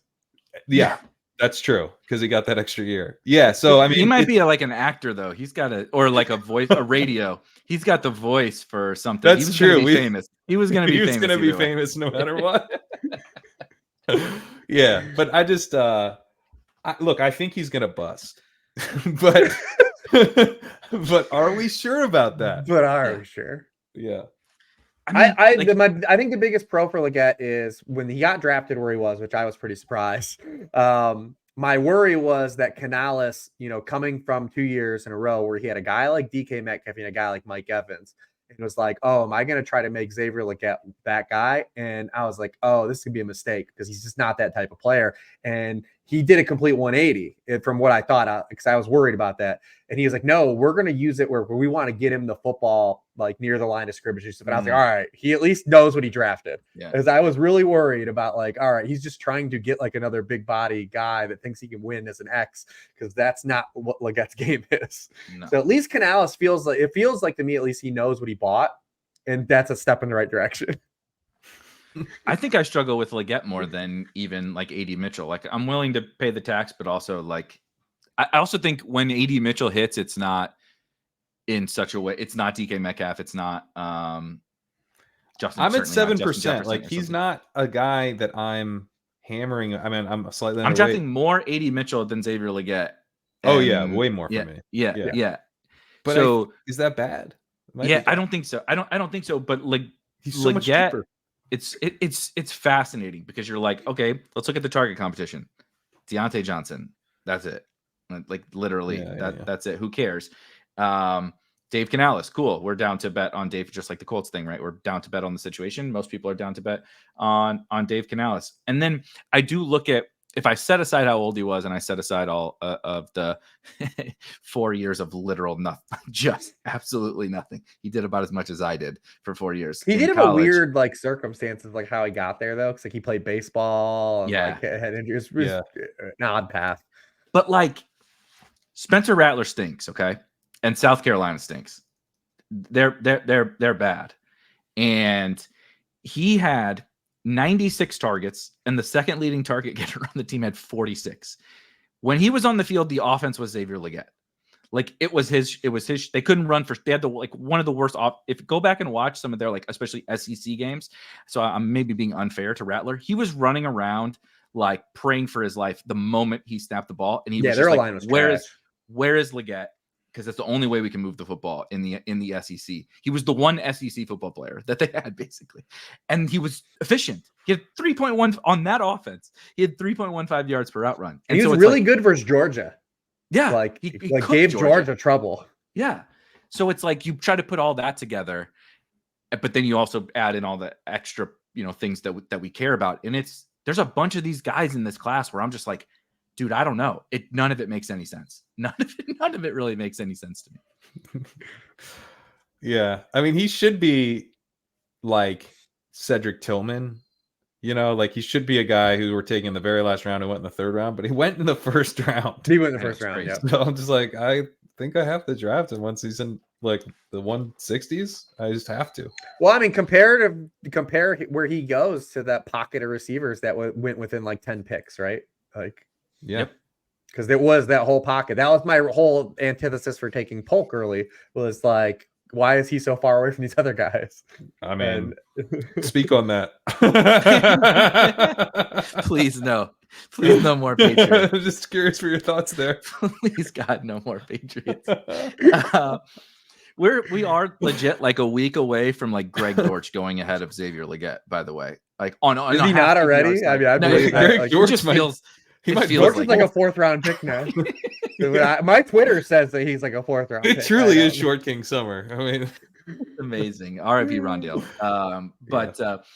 Another rookie who the draft capital and honestly some of the situation doesn't. So it doesn't make a lot of sense to me. Just the whole evolution of the summer. And the most interesting part to me is this is like the final movie in the trilogy that is Zach Ertz, where he's the veteran guy in front of the young, talented tight end behind him, specifically the last 2 years with second round, that last couple years with second round draft capital, who like everybody just like, dang, he's behind Zach Ertz, the week 1 brain thing. It's like, and yeah, Zach Ertz is going to play the first snap as a starting tight end of the Washington Commanders this year. No question. Ben Sinnott was a second round pick. He was the tight end 2 in this class. And I'm not trying to say he's Laporta or McBride or any of those guys because he wasn't that level of prospect, but I liked him as a prospect. He was my tight end too. He was my tight end too as well. In this class, obviously there was a very clear number 1. So it's a little tight end 2 behind Brock Bowers is like, there's a tight end 1 and then there's like a bunch of nothing. And then Ben Sinnott. But I didn't see any hot takes out there of a non-Bowers tight end. Yeah, there was no Jatavian Sanders. Disappointed in the fantasy industry for no one stepping up with that hot take. Yeah, the cowardice of us to not say, are we sure that Brock Bowers is the tight end 1 in this rookie class? We didn't go that far, but he's another week 1 depth chart guy I don't care about. Zach Ertz or Brock Bowers? Sinnot. Are we talking about Sinnott? Yes. Yeah. So my guy is Ben Sinnott, who I assume that's what we're talking about. Yeah. we just mentioned like 7 rookies. I thought Luke McCaffrey. I do like Luke McCaffrey too, but it's a little more bleak for him than Sinnott. When Zach Ertz is in front, it really is just kind of funny. Like it's like the best ball gods or the fantasy gods are doing this thing. Like, they're playing us for the 3rd time. It's like, well, Zach Ertz is the week 1 starter. It's like, yeah, but Dallas Goedert's behind him and Dallas Goedert is just a lot better than he is. Yeah. What happened to Zach Ertz that year? See ya, Zach, cool. He's the greatest locker room guy ever. That was the year he paid off though, because he went to the Cardinals and they peppered him. That's true. But so then he goes to the Cardinals, and the Cardinals traded for him, and they drafted Trey McBride, the Mackey Award winner. Trey McBride comes in.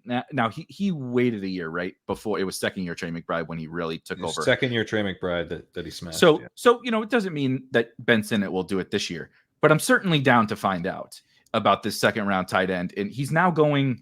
I should have had it pulled up, like 185 on Underdog. Like he's nearly a last round pick, 16th round pick at tight end. He rose when he went in the second round. At first, it was like everybody was who could rank Ben Sinnott higher. And then over the course of the summer, people are like, he's maybe not going to be an early season play. So now's the time to draft, right? All these rookies, honestly, that we're talking about here, I didn't really have interest in before. And now I'm like, as the market has changed and they've gotten cheaper, and Sinnott's one for me where I'm trying. I used to really, really love elite tight end. I still do, but I'm trying to be really cognizant of where I draft that second tight end because you can really run into trouble if you overspend on the second tight end. Sinnott's really fitting kind of cozy. And to me, it's another, I'm trying to get a lot more Jaden Daniels. And if you don't have Terry McLaurin, it gets pretty, it's like rough to stack him. So Sinnott's a really nice option for me. And I could just see like down the stretch, I'm not saying he's going to be Trey McBride, but we're getting like that kind of, he's the tight end 1 for this team from week 10 on. But even in Trey McBride's rookie season, he, along with like Chigakonkwo and someone else, I'm forgetting now, all kind of came along in weeks. Dulcich, that's what who it was. Yeah. They all came along at the end of the season and were like, in a high stakes league, we lost our starting tight end to injury. It was probably Pitts. And we were like scrounging around on the waiver wire for a tight end. And it was those rookies were the guys that were available and, actually putting up some points. I think Okonkwo ended up having a big week. McBride had a big week 17 that year, maybe. So like, you don't even could he be bad McBride? Bad McBride would have paid off. as 18th round pick. As long as you get to week 17. I have no problem with Sinnott. My biggest thing was the same thing from the draft class, was that just like he's kind of a master of none. And that's kind of been like his one bugaboo with like no coaching staff like talks about like playing him at tight end, but like he's a great athlete. He can kind of do a lot of everything. And it's just like, does it fit? Like sometimes those guys for like fantasy football don't come together. Like they're good at the game, do everything. And like, that's like the one like obstacle that he has to face is that he doesn't have like a true position. Guys. I'm obsessed with those he's guys. like a Swiss Army knife. Like, he's hashtag good at the game, but it's kind of Jakeem Bellish, but that's another team that they're gonna run so many plays. Right. I had the stat yesterday. I did with JJ where with Cliff Kingsbury when he was with Arizona 2019 to 2022 ran 1,491 no huddle plays. The next closest team was in the 800s. Like, it's like, dude, they're gonna run so many plays. Like, just getting luck boxing into a week when you need it could be a difference maker, especially if you're, like I said, like building those amalgamations of Commanders, Falcons, Cowboys, Eagles. Yeah. The only other thing I would say on Sinnott is we've heard a lot of the camp rumblings, and there's been a lot of notable hype. Hype is not the right word. News about Jahan Dotson playing in the slot, particularly ahead of Luke McCaffrey, but just Jahan Dotson playing in the slot and De'Ami Brown playing out wide. But Dan Quinn has basically come out and said, like, Terry is the guy, and we got no idea what. So he's giving everybody kind of a shot to like. This is not just a competition for wide receiver 2 or wide receiver 3. We got one wide receiver, and so I'm not saying they're gonna. Like, Cliff is not gonna come out and play a ton of Ertz and Sinnott together, but there are paths to like a little bit of chaos here when Jahan Dotson is possibly your second best wide receiver. It's like, if Sinnott's just good, like, and we still want to rely on Ertz to be, this 4-yard check down artist, like, let's get Sinnott on the field a little bit more. Let's figure out ways to get our best players on the field. Like, you just have outs, you know what I mean? With it's not, this isn't like stone zero for 12 weeks, pray that he takes over for Ertz down the stretch. But also, like, does anybody expect the Commanders to be awesome? No. So, like, they're going to be probably incentivized to play Ben Sinnott at some point in this season and not keep trotting out 34-year-old or 35-year-old Zach Ertz when they're got 3 wins. I could see just in general, outside of Terry McLaurin, that there just being a lot of rotation with the skill players in Washington.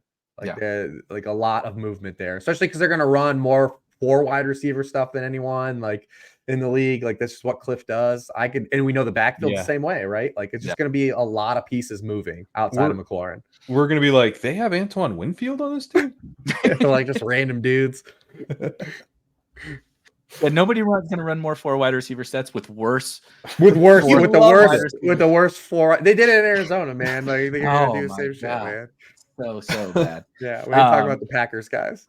Yeah, seriously, the Packers, it should hire Cliff just so we could see all these guys on the field. Honestly, it's bullish for McCaffrey. He might actually get out there. I'm Googling they have Martavis Bryant. They just signed him. They just added him. And Olamide Zacchaeus, they were talking. Someone was trying to talk up. He was the first wide receiver Dan Quinn mentioned when he was asked about wide receiver 2.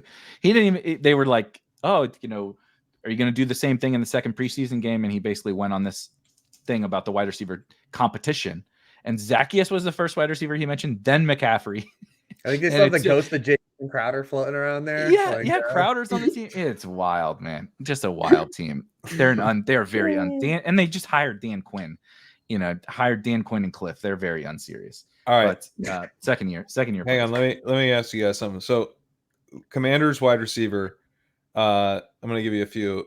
You guys tell me which one's made up. Okay. Casimir Allen, Brevin Brixton, I don't know who that is. Bryson Tremaine. I don't know who that is. Up? I've heard of Casimir Allen. Yeah, I know that's a person. Sounds made I'm going to say Brixton. Yeah, that Brixton is a made up one. Yeah.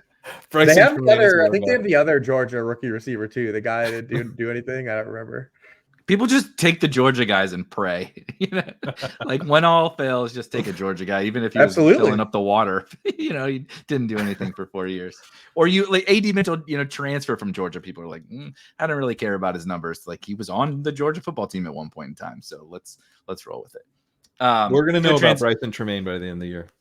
Probably, unfortunately. I hope so. Let's transition from the rookies, Reebs. How about a second-year player? Listen. Either are we sure good? One of my highest owned players every 18th round, baby. Jalin Hyatt. 100%. Blitnikoff Award winner. Everyone thought there was a time last year we thought Jalin Hyatt was going to go in the first round. That's true. And everyone knew that he was going to need a transition to acclimate himself to the NFL because of the style, that bullshit offense that they run at Tennessee.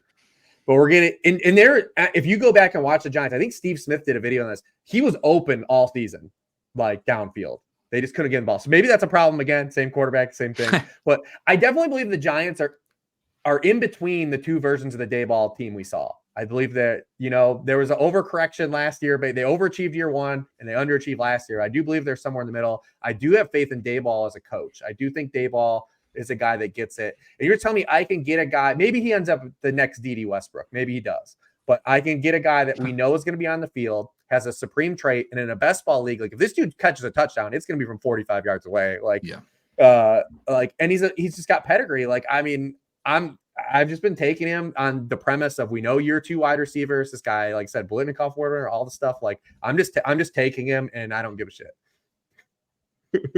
I love it. He was on my list, and so if you guys didn't mention him, that might have been the guy that I brought up, mostly because I just wanted to hear you guys take on Jalin Hyatt. So I'm glad you did. Well, like he was running ahead of Darius Slayton in training camp, and then in the preseason, it looked like Slayton was still ahead, and I'm like, when is this guy going to finally pass Darius Slayton? I have a bet with Pete, Darius Slayton versus Jalin Hyatt, but I feel like pretty live to win. Yeah, you should be. Maybe Darius Slayton's the guy we should talk about, bad player, but just continues. Every week 15, he's just catching touchdowns. Yeah, he's totally solid. But I mean, Hyatt has been like, when I saw that he was still behind Slayton, I'm like, oh man, okay, it's not happening. But you're right. It's like it's worth just betting on his downfield speed, his breakout potential. Really, if he's any good, then he really adds something to this offense.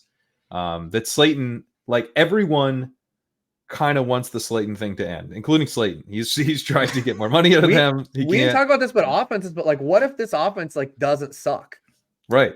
Because Wan'Dale, Jalin Hyatt, let's just say let's count Jalin Hyatt and Darius Slayton as one player in that role. Mm-hmm. And you got Wan'Dale and you've got Nabers. And like Bellinger at least was a really athletic player. And you got Theo Johnson, another athletic player to be red. And they improved the offensive line, not to the sense where I think it's going to be good, but they actually threw enough like veteran bodies at it that I think like it won't be a travesty like it was last year. And obviously we're counting on Daniel Jones. But like, what if this offense just like isn't bad? And like we're wrong on everything. Like no one's expensive outside of Nabers here. No, it's true. And people were dabbling with Tracy, but like no one's drafting Devin Singletary. Like I draft him some. I mean, I appreciate it, but like, you know what I mean? No, in context, not like this is year, but you know what I mean? Like no one outside of Nabers is expensive here. Like, Leone probably is. This team could be like because 2 years ago they actually showed signs of life. And guys like Isaiah, signs of life. They won a fucking playoff game. Isaiah Hodgins, they won a playoff game starting, 2 years ago. Dude. Like, and like people were like wanting to play Isaiah Hodgins. Like these guys are all more talented than those dudes. Yeah. Richie James and I drafted Richie James last year on the stupid Chiefs because of what he did on the Giants down the stretch. Because you're like, well, he carved out something. Turns out he's just Richie terrible. James was a sharp psyop. That was I'll tell myself that, and I'll try to take when I go to the bank and ask him to deposit these Sklansky's, I'll let him know, like, the guy that won Best Ball Mania told me that this was a really sharp psyop that I fucking fell even for the Sklansky bank wouldn't accept. No, Richie the bank James the bank of Sklansky's like, I think you're taking this one a little bit too far. Sorry, bud. The Giants. I just felt like this is an appropriate time for me to say the Giants are like basically my highest exposure team up there. They're up there. Daniel Jones is my highest owned quarterback. Devin Singletary is in my top 5 running backs. Malik Nabers and Tank Bigsby are kind of 1A, 1B for early round wide receiver exposure, highest exposure guys. And then I do going as a fringe QB1 last year. Mm-hmm. So, okay. The injuries, the injury guarantees. That's where do you add on that, Reebs? Because that's been what's kept me off of Jones, where I tend to take these Giants, like I take a lot of Nabers. I don't stack him with Jones very often. And I was ready to start hammering Tracy before he got hurt. I thought he was one of the better picks on the board, already locking up the RB2 role. But with Jones, they have pretty I don't have it pulled up, but pretty big injury guarantees. And so if they miss the playoffs, it's like, honestly, it's just like irresponsible to like last year with Russ. Yeah, like last year with Russ. Because like no one could believe that they were like benching Russ or sit him, but they were done. They were out. And there's a scenario where the Giants are just like, this is it for Daniel. Like there absolutely is a non-zero chance that the Giants are using this season as saying like, he's either going to be our quarterback in 2026 or he's absolutely not going to be. Exactly. And 2025, I mean, they can. I'm sorry. They can save almost $20 million by cutting him after the season, but he's got. He'll be a guy that they'll be like, there's so much dead cap they can cut him. It's like, dude, no, they can totally cut him. Right? No, they can absolutely cut him. So that's where I'm like, I'm nervous that if they don't make the playoff, it's very binary to me. Like either you win. And this team is really good, and they all hit together at cheap prices outside of Nabers, and then they make the playoffs, and Daniel Jones is really good down the stretch or whatever. But if you miss, it might blow up a hole in your roster. Is my concern. I don't have much of them because I very rarely do the 3 QB. I just don't have a lot of 3 QB teams in general. So outside of the formats where it's extra rounds, so I don't have a lot of them. And it is $23 million that guarantees. But I get it. For injury. I mean, that whole pocket of guys is going to be fun. The whole Levis, Gino. Oh yeah, yeah. I think the interesting part about all the late guys is really almost all of them have varying levels of some form of bench risk. Oh yeah. And so I think that's throw Darnold in the mix now too. Like Darnold is non-zero to like if Darnold has like 3 bad games in a row, like. Yeah, and my McCarthy's not on IR yet. By the way, my brother's a Vikings fan. Jesus Christ, there's still cope there. But I was talking to him about it. I'm like, it would actually make sense for them to not put him on IR until after the 53 because you would at least get the practice window where you could pull him off the and then have him practice with the team. He's unlikely he plays a game this year. It's like very unlikely, but. I wouldn't be surprised if they try to get him on the post 53 IR so that they could at least do the practice window thing. I'm just trying to read about maybe we don't have to dive into it right now. We can talk about it offline. I'm just reading a beat writer for The Athletic talking about that $23 million of Jones's $30 million salary for 2025 was guaranteed for injury. So is that the $23 million that you're talking about? And then he goes on. This is a lot of word salad that I'm trying to diagnose on the fly. Yeah, no, but he currently has $22 million in dead cap, which is from like his previous, signing bonus and whatnot. But that leaves $20 million of savings. But if you guarantee $23 million of his salary, that obviously would wipe that out. In this article, he says, this is a quote, his $35.5 million salary for 2024 was fully guaranteed at signing, which is why there's no chance the team will dump him this offseason and why the injury guarantee won't enter into the equation until next year is what I have no, look, I'm not citing this guy. But he's saying 2024 is this year. Right. So it's guaranteed. What they have to pay him is what they have to pay him this year. But 2025 is guaranteed as well. But 23 of the 30. So if he gets hurt this year, like if you put him out in week 17 and they definitely are eliminated from the playoffs, and you want to move on from Jones after the end of the season, then you are dumb because you're risking not being able to do that. For sure. I think this happened to Derek Carr 2 years ago too. Yeah, that's and it's always Stidham. What team is Stidham on? So he's not, it's always Stidham. Like we got to find this guy. Next to the trouble.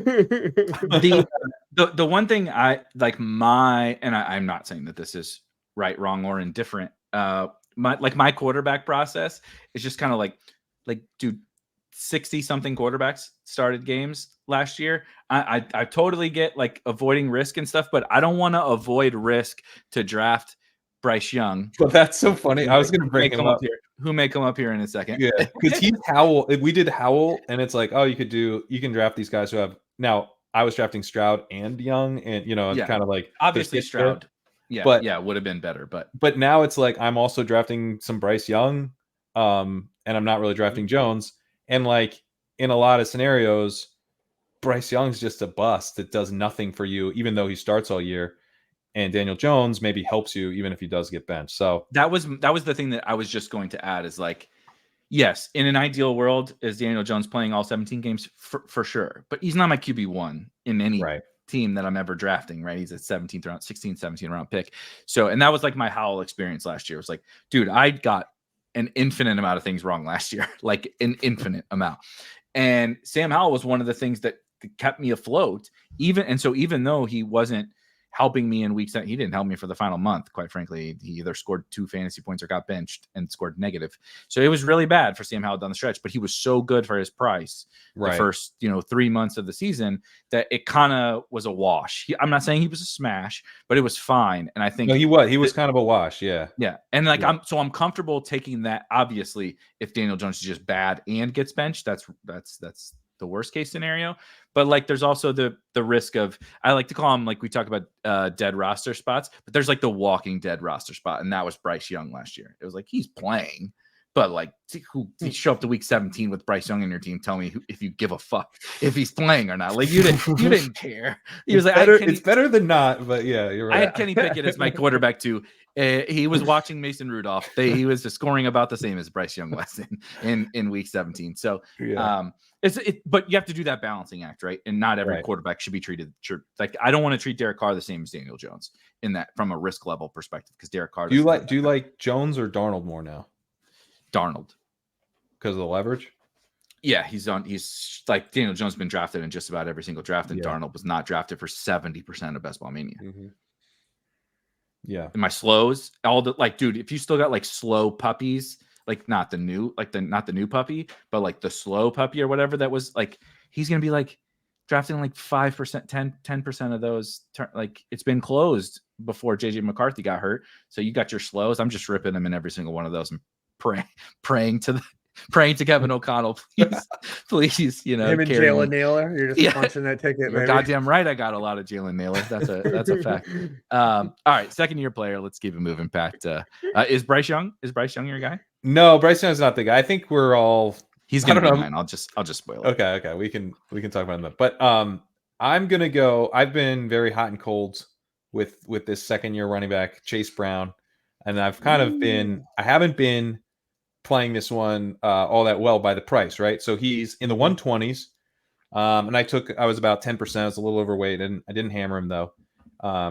Obviously, feel bad about that because the price rises up a ton with the I think he's kind of the lead guy. It sounds like all right, got to hammer him before he really, really jumps up. But then he's bouncing everything outside, and the tape guys, they're getting to me here where I'm like, are we sure? At this point, now that I'm up to 14%, I'm like, I'm in. I've got the bags packed. I'm with everybody. But I'm like, hey guys, are we sure that this dude doesn't suck? Because people who watch him play seem convinced he does. You bought NBA Top Shot at the peak. I bought the Top Shot at the peak. You watched Bales. You watched everybody. You read Bale's article 3 months after it was posted, when everything was going for thousands of dollars, and then you bought. Wow. Yeah. So like me and Davis argue about Chase Brown every time I'm on his show. He's bad. He's a bad prospect.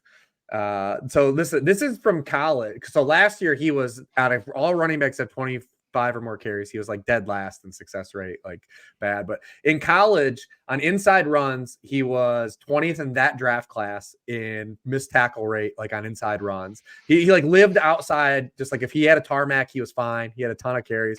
He never really broke tackles. He was just a good athlete. If you got him out in space, like exactly what happened last year. Yeah. Well, like there was nothing in his profile that suggested he was actually good. You were just hoping he was just going to get a lot of carries in the NFL or a lot of touches again, and like that would weed out. But I think he has the same problems, and that's what makes his backfield so bad in general. Is like you have a ham and egger in the front that like no one even wants Zach Moss. Like we don't even want him to be the lead guy. Then you have this other guy that we know is like immense upside, but like probably isn't good. He runs like Helen Keller. Like you give Helen Keller mullet. Is that what you're telling me that we got the backfield mullet? Yes, it's just mullet. Absolutely, dude. It is the backfield mullet. And then they don't have neither one of these. Neither one of these guys they want to play on third down, so they're going to go out and get Samaje Perine when he gets cut, and just because he's familiar with Zach Taylor, and they're going to ruin this whole thing. It's just be a. He's gonna end up getting a haircut before week 1. The whole thing's gonna get ruined. The summer haircut. I gotta go back to work. This is me. I'm gonna get this cut before week 1. It's all going to hell. Samaje Perine. I have no problem taking I have no problem for like the bull case of like, hey, I'm taking a guy just hoping it works out. But I definitely there's definitely an outcome where like he's just not good. He's just contingent value. The contingent value is the thing that you can like still always like tell yourself is like if Zach Moss goes like worst case scenario he does suck and they get Samaje Perine, it's like he's still gonna play if Zach Moss gets hurt. Like my biggest thing with the whole situation with the Bengals is like we had this with where it was one guy had the workload and was just okay. Right. Like we had one guy getting 75% of the touches and he was still just okay. Because he wasn't very good. And we don't think either of these guys are very good. So it feels like the same. It's deja vu. Yeah, I don't want to be like done taking Brown because, you get a lot of the same. Like you're investing in this offense. There's sort of a floor to the. You want that Chiefs run back? Yeah, it's kind of it's kind of similar to the Dowdle case in a lot of ways. Where you're like, I don't know, this guy could be good, and it's cheap enough. Now he's gotten more expensive though, and I do think there's something. As we like try to dial in like how to play this portfolio based game and all of our exposures, like drafting someone until you're nervous it's a decent enough way, right? Like I'm nervous now. I wasn't nervous before and I probably need to take them more because it's uncertain and it could pay off, but I am now nervous. I'm pretty sure Davis has like 30% Chase Brown. I think that might be like I think he has more. Because I'm over 20 and I've largely backed off now. I feel very bad about a couple of the your portfolio comment. Look, Kendre is about as bad as it can go. Okay. And I really, really liked Kendre as a pick in the 140s. And now he's the last round. Well, at least he hasn't burned you 2 years in a row. Yeah, that's true. That's just true. Just no big deal. Just totals. This is the Kyle Pitts experience with another running back. Thank God Rashod Penny retired, by the way. Yeah.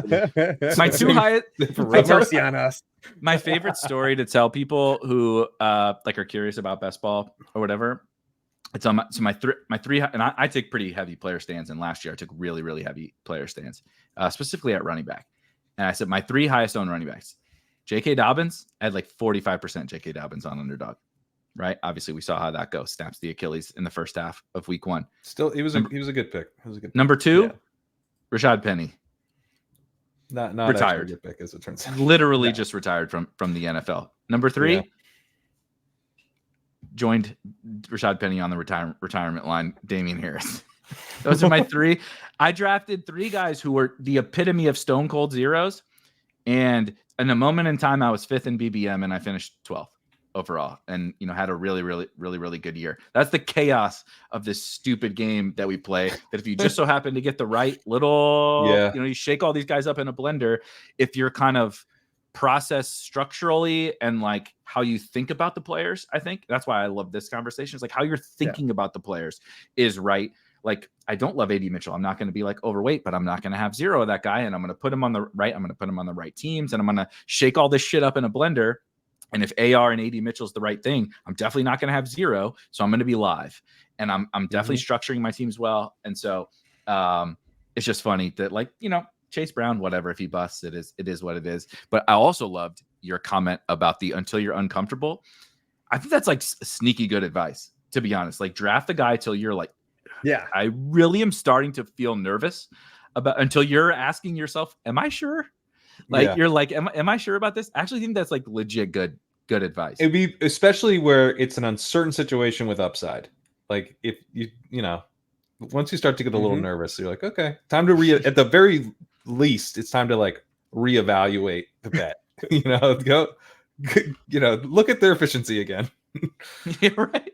Right. Listen to Rich talk about how fucking bad Chase Brown has been for I don't know 5 years playing football. My second year player, I mentioned it was Bryce Young. I really don't have like a ton to add. I kind of wanted to open up to you guys to see what you guys thought about Bryce Young and like the Panthers, because I've heard, and I from people I respect, I've heard both sides of the coin here. I really did not like Bryce Young as a prospect. I understand he was the first overall pick. Not my kind of a guy. Didn't really like him in college. Not a particularly big fan of 5'7", 160-pound NFL quarterbacks. 5'7". And well, before he puts his platforms on or whatever that he was wearing at the combine. If he's 5'7", that would explain a lot. Yeah, I mean, I'm slightly concerned after last year. He's even shorter than we thought.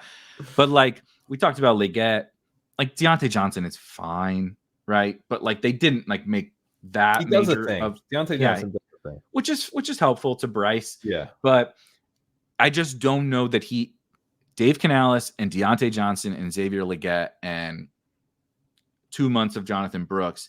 I'm not sure, and Jatavian Sanders, right? Like, I'm not sure that is enough around what Bryce Young is, unless he's just, like I said, am I sure? Technically, I'm not sure, but I just wanted to bring him up for like, are we sure that it's over for Bryce Young? Because I'm not drafting him, and I'm not really into the Panthers, but I'm also open to being wrong about those kind of situations. Yeah, they're a team I've gotten exposure to just like we think these offenses are terrible or just overpriced for what we just saw, right? Yeah. Too much is just discounted for the Panthers offense. I think even Deontay is like pretty well underpriced for where like he could finish, especially the guy that's just been a target earner everywhere he's been, every team he's been on. And you look at year 2 quarterbacks, they're the number 1 in like hit rate. And there's been some heinous rookie quarterbacks like Blake Bortles, Derek Carr, Jared Goff. Like these guys all bounced back and like had really productive years when we're values. Since 2010, there's been 59 seasons where a QB2 or a guy outside of QB1 ADP has finished top 12 in points per game. 46% of those have come from years 1 through 3 of a player's career. And the largest subset is year 2 quarterbacks, because we just assume they're terrible. And that's granted. Sometimes you get Zach Wilson. Sometimes, that happens, but, and I think the guards definitely matter here too. Like no quarterback was impacted by interior pressure more than Bryce Young last year. I mean, they played 10 offensive guards last year. There's a reason why they went out and got money on Damian Lewis and Robert Hunt like immediately when free agency opened. And I actually have like a subset theory that plays into this, is that because I called him Kyler because he's built like Kyler. Bryce Young. So, well, I do think that it's been a big deal because this happened. Russell Wilson's career's died since this happened. Since we've been in this defensive meta where the defenses want you to throw over the middle of the field now. That's like where we've like transitioned. And the small quarterbacks, I believe, are having issues with that. Russ died because Russ wants to extend plays and big game hunt. That's always been his game. He's never attacked the middle of the field. Kyler's never been good over the middle of the field, but for fantasy, he's fine because he runs around. And it like early career Russ did, but he struggled. And I do have concerns for Bryce Young. Even I said, like taking some shots on him, is that the current defensive meta, like he's just not equipped. Like I think it might be a problem. Like the QB size stuff might be a problem in this era of football. And I don't know like if that's a real thing or not, but I definitely believe it's a non-zero thing. And could that impact like is he just playing in the wrong era of football for him to like really succeed? Yeah, the Goff name is interesting there because that's probably what we're hoping, like the kind of one of the more realistic ones. Like Bortles had a big second year because he's big and ran around and threw it deep and stuff. But Allen Robinson breakout. But if we get like Bryce Young, just with a way better designed offense. And an offense that will lean on the run, kind of like we saw with Goff in the Gurley years. Like they're kind of protecting him, but they're also designing for him in a way that the Panthers last year just really struggled to do. And it was just it was poorly designed offense. They couldn't protect him. He didn't have any weapons at all. Getting Deontay, other than that, though, still there too. Yeah, other than that. Thielen's still there. Hurt his ankle in week 2. So I'm open to the idea. Like I'm at 6% Young. I just took him actually before he came on here. I I forget who the quarterback one was, but it was like, let's say it was, Trevor Lawrence or, Tua or Purdy or someone. Like, I'm going to probably go 3 quarterbacks. And it was in like the 16th round. I'm like, I got Bryce Young, or I can just take Drake May, which is what I wanted to do. But I had Deontay Johnson, Xavier Legette, and Jonathan Brooks.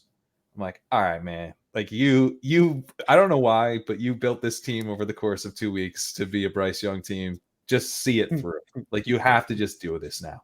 So that's like where I'm stacking up the Panthers some, and then if Young ends up being there, I'll kind of bring him in. I'm usually doing a 3 quarterback room. I'm usually trying to add an upside guy like a May. I'd include Darnold in that. I would include Daniel Jones in that. I would include Justin Fields in that. Yeah. Like, give me some pop in this room if I'm going to be taking Bryce Young. Pair him with an elite, or have him be like a stable dude where I take some unstable upside. But I think, I probably end up slightly underweight, but he is someone I am drafting. I think with Bryce Young, him hitting matters a lot more for his pieces than it does for him. Sure. Yeah. But I mean, just having like a dude, that is, can he give you any kind of like, if he's powering Deontay Johnson, and anyone else, like he'll hit your lineup a little bit. It's very really. Yeah, I was just about to say, so you're really making a fucking awesome sales pitch for the guy. Like, he might like score 17 points twice, and your other quarterback had. I think I would have made the same sales pitch for Baker Mayfield last year. Yeah, I think that's fair. And for Geno the year before that. Yeah, but Baker's like all the Canales guys. It's Canales. Yeah, you're betting on Canales. Yeah. The struggle for me is Bryce. I don't even mean to make it sizist, but like, he didn't score a lot of fantasy points in college playing for Alabama, buddy.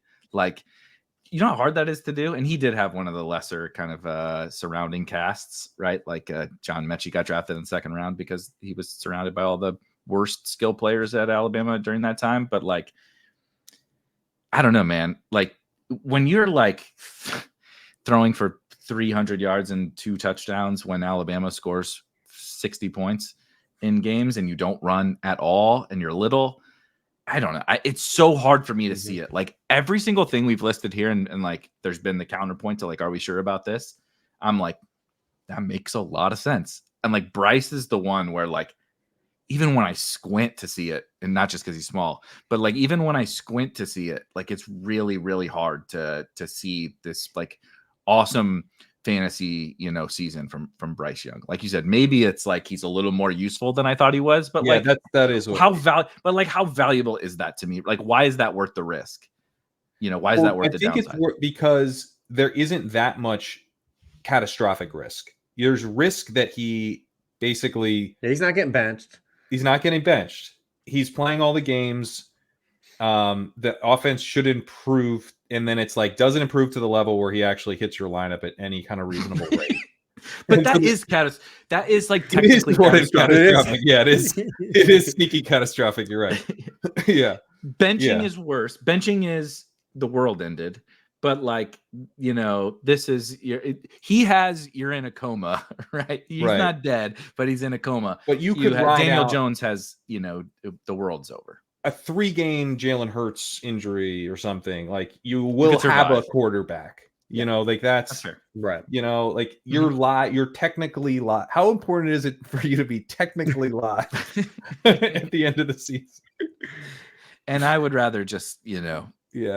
Just I get it, man. It's a boring one. Then pray for that. But I didn't really do Baker that much last year, and it was like, and he was horrible. I mean, Baker was horrible the year before.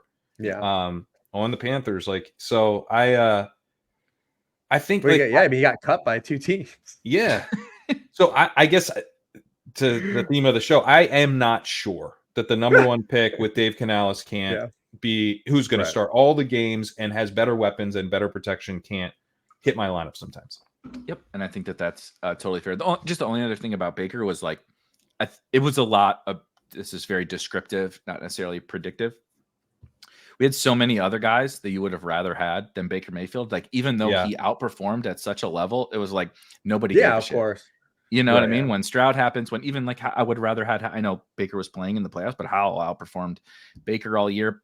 It just so happened Brock Purdy was really cheap last year, and that was like weird. Yeah. And Right. like, kind the of elbow cool, and the Lance stuff. Yeah. Exactly. So this is why I would say with Young, like I really do prefer him in 3 quarterback builds where he's like helping me do something. Like what is Young helping me do on a Josh Allen build? No, absolutely nothing. In fact, he might be keeping me from taking a big swing on something else that actually hits. So, yeah, it's like help me get through some Drake May weeks. Help me, when Justin Fields wins the starting job, then gets benched. Play during those games because he'll be back by the end of the season. That's actually my favorite point. That was my pitch to Davis. Is actually Justin Fields starting week 1 worse for if you have him? Yes. Yeah. It is, right? Like, is it at least for my mental health? Definitely at least for my mental health. Even if he keeps the job, it's terrible because you're just sweating every pass. It unlocks the highest upside scenarios, but I will trade those in immediately. Yeah. I will cash those in for the I wasn't counting on that. I wasn't counting on that anyway. Don't add this stress to my life. Don't give me the downside if he gets benched for Russ week 17. I can't handle that. No, amazing. Like you feel like you won, and all it did was add negativity to your life. No, that's just painful. All right, let's move on to the next. This one, again, very, very, very open ended. Just like it doesn't have to be best ball related either. Just like the fantasy draft environment. Obviously, we've talked a lot about the wide receiver area. We just talked about late round quarterback. Anything revolving around ADP, best ball structures, blah blah blah blah. Anything, Rich, that you're curious about? This is more your guys' bag for me. I mean, you guys just play a lot more best ball volume than I do. So, I mean, this is more your area. I can just try to chime in with what you guys got. Good. Pat, you got one? I mean, I would just say like structure. Like we're in such a weird wide receiver pricing environment that I am trying to mess around a little bit. Like I like that. I've done CMC Achane wide receiver, let's say, Devontae Smith or something. And then Andrews Lamar. Like what 1 through 5, is that gonna work? Probably not. Mm-hmm. But like I've done that. I've done straight 0 running back. I'm just like trying to get players that I like in the early rounds together, and I'm being like a little bit more flexible with like the 1 through 5 is something I'm rarely doing, but like I've taken 2 wide receivers through 5 a lot more than I have in the past. I'm normally doing at least I don't know that I have like a single 3 running back 2 receiver. Like if I was going away from 3 receivers through 5, it would be to get at least an elite quarterback or an elite tight end, if not both. But I'm messing around a little bit more with like what I can get away with, given that like one of the things I actually thought for my rookies, I considered saying like, are we sure that like making sure you get a rookie wide receiver in the 5th round as your wide receiver 4 or the early 6th round is like good structure? Like that might be bad structure, and it could be the case then that you really want to go 4 straight wide receivers so that you can, have a non-rookie wide receiver 4, because that's kind of the only way to do it. Not the only way, but I don't want to have like Tyler Lockett as my wide receiver 4. So I'm trying to like, I feel less confident in the rules that we've all come to, believe in. I like that you said that, because the way things have played out is particularly on Underdog, the ADP where it's so different than everywhere else, is you actually can on Underdog in the first. I like that you brought up the first round, just trying to get good players and then let your build kind of straight from that, because there's never been a year since I've been playing fantasy football where you could theoretically get a top 5 wide receiver, 2 top 5 running backs, a top 5 quarterback, and a top 5 tight end through the first 5 picks. Like if you start Tyreek, you come back and you say you take Achane and Pacheco, or Achane and Kyron, and then you do Lamar Andrews coming back. Like there's just never been a year where you can do that because of the way the running backs fall and then the way wide receivers are pushing out to push people around. Now you can't do that on every site, but on Underdog particularly, I've noticed it's like, oh, well, like you can like theoretically do this. And no, it makes a lot of inherent sense. It's like, I'm just gonna take 5 good players and kind of build around this. Yeah, and the tough part about if you end up light at receiver, it is really tough to dig out. But there's, that group of receivers, like we did this last year, right? With a Bateman line. After Bateman, it was over. There was no wide receiver upside, except Nico Collins went after Bateman.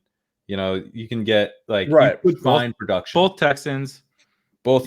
Yeah. There were guys. Obviously, it was a Puka year, so there was no Bateman line. Thielen. Did you have Puka? Yeah, Thielen. Yeah, so there were guys, and this year is offering you more to take the detours. So I also, to be clear, I have a lot of builds where I'm very wide receiver heavy through the first 7 rounds, but I just don't want to only build that way because it's a really weird landscape. It could be the case that not that robust running back or something, or even hyper fragile, but that's just being underpowered at wide receiver because it allowed you to get elites at the onesies plus an elite running back. Yeah. The archetypes of those players that you're taking matter. You're not going to take Joe Mixon and that structure I laid out. Chan, you're taking guys like Chan, Kyron, those guys that have done it. So maybe even Etienne fits in that. I don't know, but yeah, that's kind of what you're doing. And it's interesting, man. Listen, when Jalin Hyatt saves us all, we got. I do think I'm drafting an extraordinary amount of what would be old school zero running back. If anybody uses the tools on the site, we classify running back as what some people might call pretty extreme. You don't have any of the top 24 running backs, which is Warren, I think might be the 24th. It's Warren, Najee, which in this market is extreme. That'd be very extreme. Yeah, but that's just it used to be that was you didn't take your first running back till the 5th round. Now that's the 8th round, right? So we do that for a reason. Obviously, we don't need to get into all that. But even with that, like Pat said, I like to just toy around a little bit.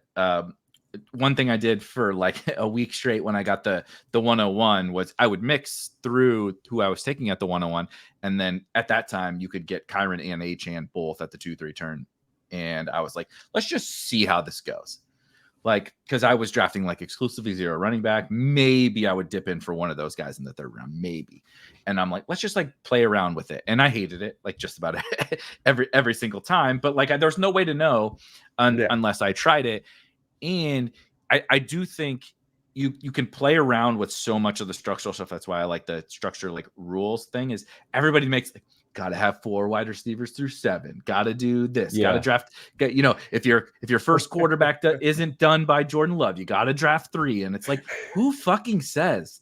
When did these things become? It's not kosher for us to do anything different. We're in basically year 5 of a game, and we have a sample size of 5. And we're never really gonna know. I don't think what our actual rule is. Maybe some really basic stuff don't draft 6 quarterbacks, but around the edges, if you had CJ Stroud and Brock Purdy as your only 2 quarterbacks after your draft, and you posted on Twitter last year, people would have said you're an absolute moron. What are you doing taking only a 2 quarterback team with your quarterbacks around 15 and 16? That's nuts. And now look, if you have a CJ Stroud Brock Purdy team, people are like, why would you ever take a 3rd? With those guys, you know what I mean? Sam Laporta. Again, I'm just citing my best team because it's just an easy example. I drafted a 2 tight end team with 14th round Sam Laporta and last round Cole Turner. Cole fucking Turner. He may not be in the NFL after the next month. But people said you can't do that. You can't absolutely do that. But just playing around with the things that everybody says you can't do. You want to know the easiest way to be different from all the hundreds of thousands of opponents is that stuff. It's not the player take stuff. It's they say I can't draft a 2 quarterback Drake May, Sam Darnold team. Fucking watch me. Watch me do it. And when Drake May is the week 1 starter and Sam Darnold starts 17 games, I'm cooking with gas, buddy.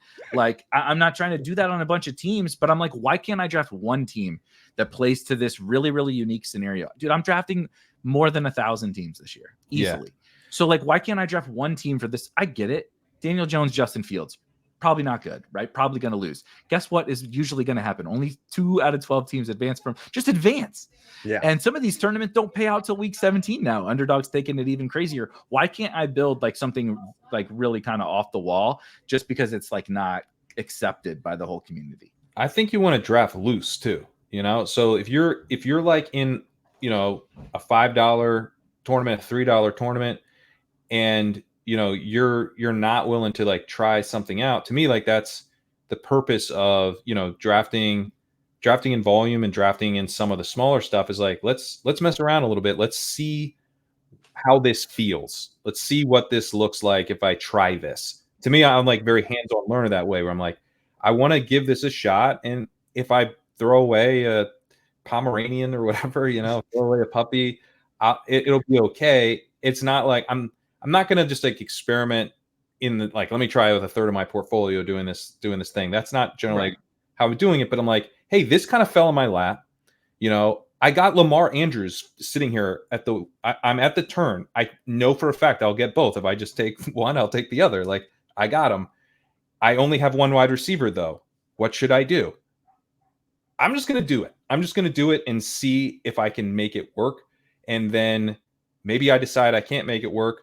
To be honest, I'm like not sure at all that like 5 straight wide receivers isn't the best like start this year. Like if you just go 5x receiver, that's probably the very safest way to build, because everyone's getting boxed out of receiver. Everyone's worried they're boxed out of receiver. You're not, that. And you're boxing them out. You're boxing them out. Yeah. So it's like, I'm open to the idea that like you can take more detours than people think. I'm open to the idea that like all these detours are basically a trap. And so I'm just I'm just less confident in the structural rules than I was last year. Yeah, I love that. Especially as someone who's been married 20 years, all these things have a lot of, a rollover. Let's try it. See how it feels. Just see how it feels. A lot of 8:30 p.m. Home interactions are popping up in Reeves' head right about now. Yeah. Rain said, let's just try it out. Why don't you try out sleeping on the couch then, motherfucker? A somewhat similar thing that I'm also curious, and I'm bringing it up similar to the Bryce Young thing because I'm curious what you guys take on is I do think similar to like the ADP environment, and like Pat, you and I have talked about this a ton. Like I think that the wide receiver and the running back pricing is like efficient. The way the market has come around is efficient, and I truth serum me, I think that this is efficient the way that rookies are being priced, but I'm open to the idea that we may have jumped the shark on like some rookies. Like I love Marvin Harrison and I love Malik Nabers and I love I'm a huge fan of Lad McConkey and go on down the list. But it's Rich. Jamar Chase was one of the better wide receiver prospects in recent memory, and granted, he couldn't catch a football that had the lines on it or whatever. But like, he was a 5th round pick. He was a 5th round pick for a lot of that. He was summer. like a 3rd to a 5th though. Like He dropped like a round and a half.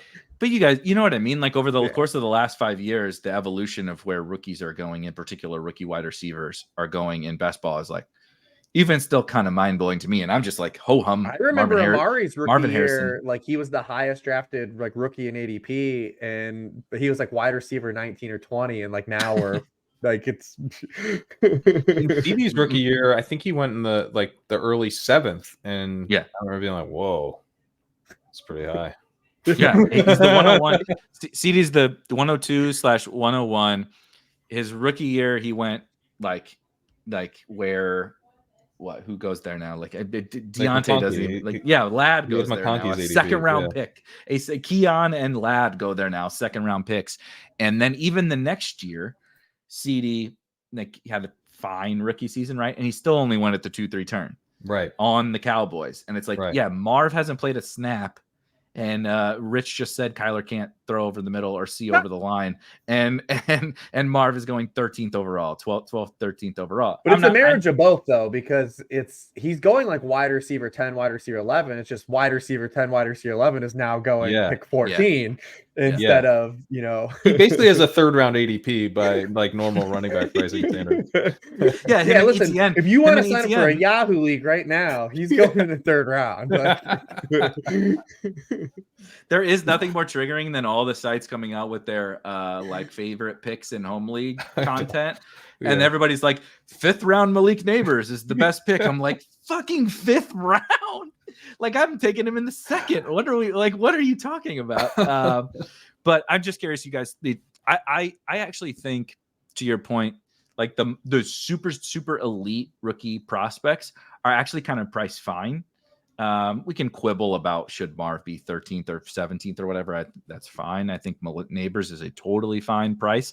Where I start to question it is the lads and the Keons and the, you know, those guys. AD Mitchell is fallen now, but it's like the fringy prospects where we're just like rookie, maybe some projectable volume, and like, you know, somebody likes him or whatever. And then we're like, look, I like Lad like a lot, but like there's a lot of risk with the Lad profile as efficient as he was. There's systemic risk that we talked about at the very top with the Chargers. It's just like, how do you feel about us boosting up kind of the 2nd and 3rd tier rookies? I have nothing to add to that, but I pulled up rookie ADP because I have an ADP database for like since like 2010. Nelson Aguilar was going to pick wide receiver 30 as a rookie. There's some rookie Nelson Aguilar happening out there. He was Tavon was a top 30 wide receiver pick. RIP, man. He just retired. Yeah. Dude, just looking at some blast in the past, man. I don't know if I told you guys this. Well, I was a huge Rams fan when they were in St. Louis, obviously. Like diehard, like mega diehard. Went to every training camp practice and shit. How old are you? I'm 36, so this is when I was. So you hit fresh out of Mike college. March shit. Do you hit like Mike March shit? Like Apex? Like Apex, I became my dad was a high school football coach, so I kind of always was into football. But like I became like obsessed with football with Vermeil and Martz and The Greatest Show on Turf and all that. So then they transition out of that, right? They suck. But like Steven Jackson, Chris Long, James Laurinaitis, like all these dudes coming in, and we're like Jeff Fisher, right? We're not no more 7 and 9 bullshit is like my favorite quote of all time, and that's what Jeff Fisher, because he finished fucking 7 and 9 or 8 and 8 every single season, and they traded. I will never forget the moment on draft night, like being a diehard Rams fan. And one of my buddies, we had a blog, a Rams blog. We were so obsessed. Like we would blog about we would go to practice and we'd blog about like Rams training camp practice and stuff. Norris was in like the rooms with those, like that. I know. Yeah. Norris was working with those teams. If this was modern day best ball, I would have had a site that people would like take and steal news from. Like this guy's at training camp practice. And like it was legit that we were those people. It was not good or whatever, but like I was super into it. RamsCentral.com is what it was called. So anyway, they trade the farm for Tavon Austin. And like I loved college football as well. And like we had the old college football video game then, and West Virginia was absolutely fucking unstoppable with Tavon and everything. Oh yeah. And before I knew anything about Stedman Bailey too. Oh, dude, and they drafted both. They basically tried to recreate West Virginia without Pat White and Steve Slayton. And I was like, I was in, dude. I was fucking in. I'm like, this is the greatest college wide receiver ever. Go check this highlight tape, and we got Stedman Bailey, who is awesome. And like, I thought it was totally fine for them to sell the future for 5'7" Tavon Austin, 8th overall pick. That's the evolution of my football takes. To the rookie pricing stuff, I would say that one of the things last year that definitely jumps out to me is like, again, kind of that Bateman line thing of like, when am I taking a guy because the room is kind of dictating to me that this is when I take this position, and I'm now going to have to like be overweight these guys because I have to. Like, what if I don't have to actually? And it's like a combination of these, right? Like it's a combination of these, yeah. And the rookies, yeah. where it starts for me, just generally, I think is probably in round 4 is when I start to feel like this is where I'm taking these guys, mostly because I just need to. But there's guys I like in round 4 at wide receiver. Round 5, it starts to get like a little bit more sketchy. And then round 6 and 7, you are talking a lot about these rookies who are really getting pulled up.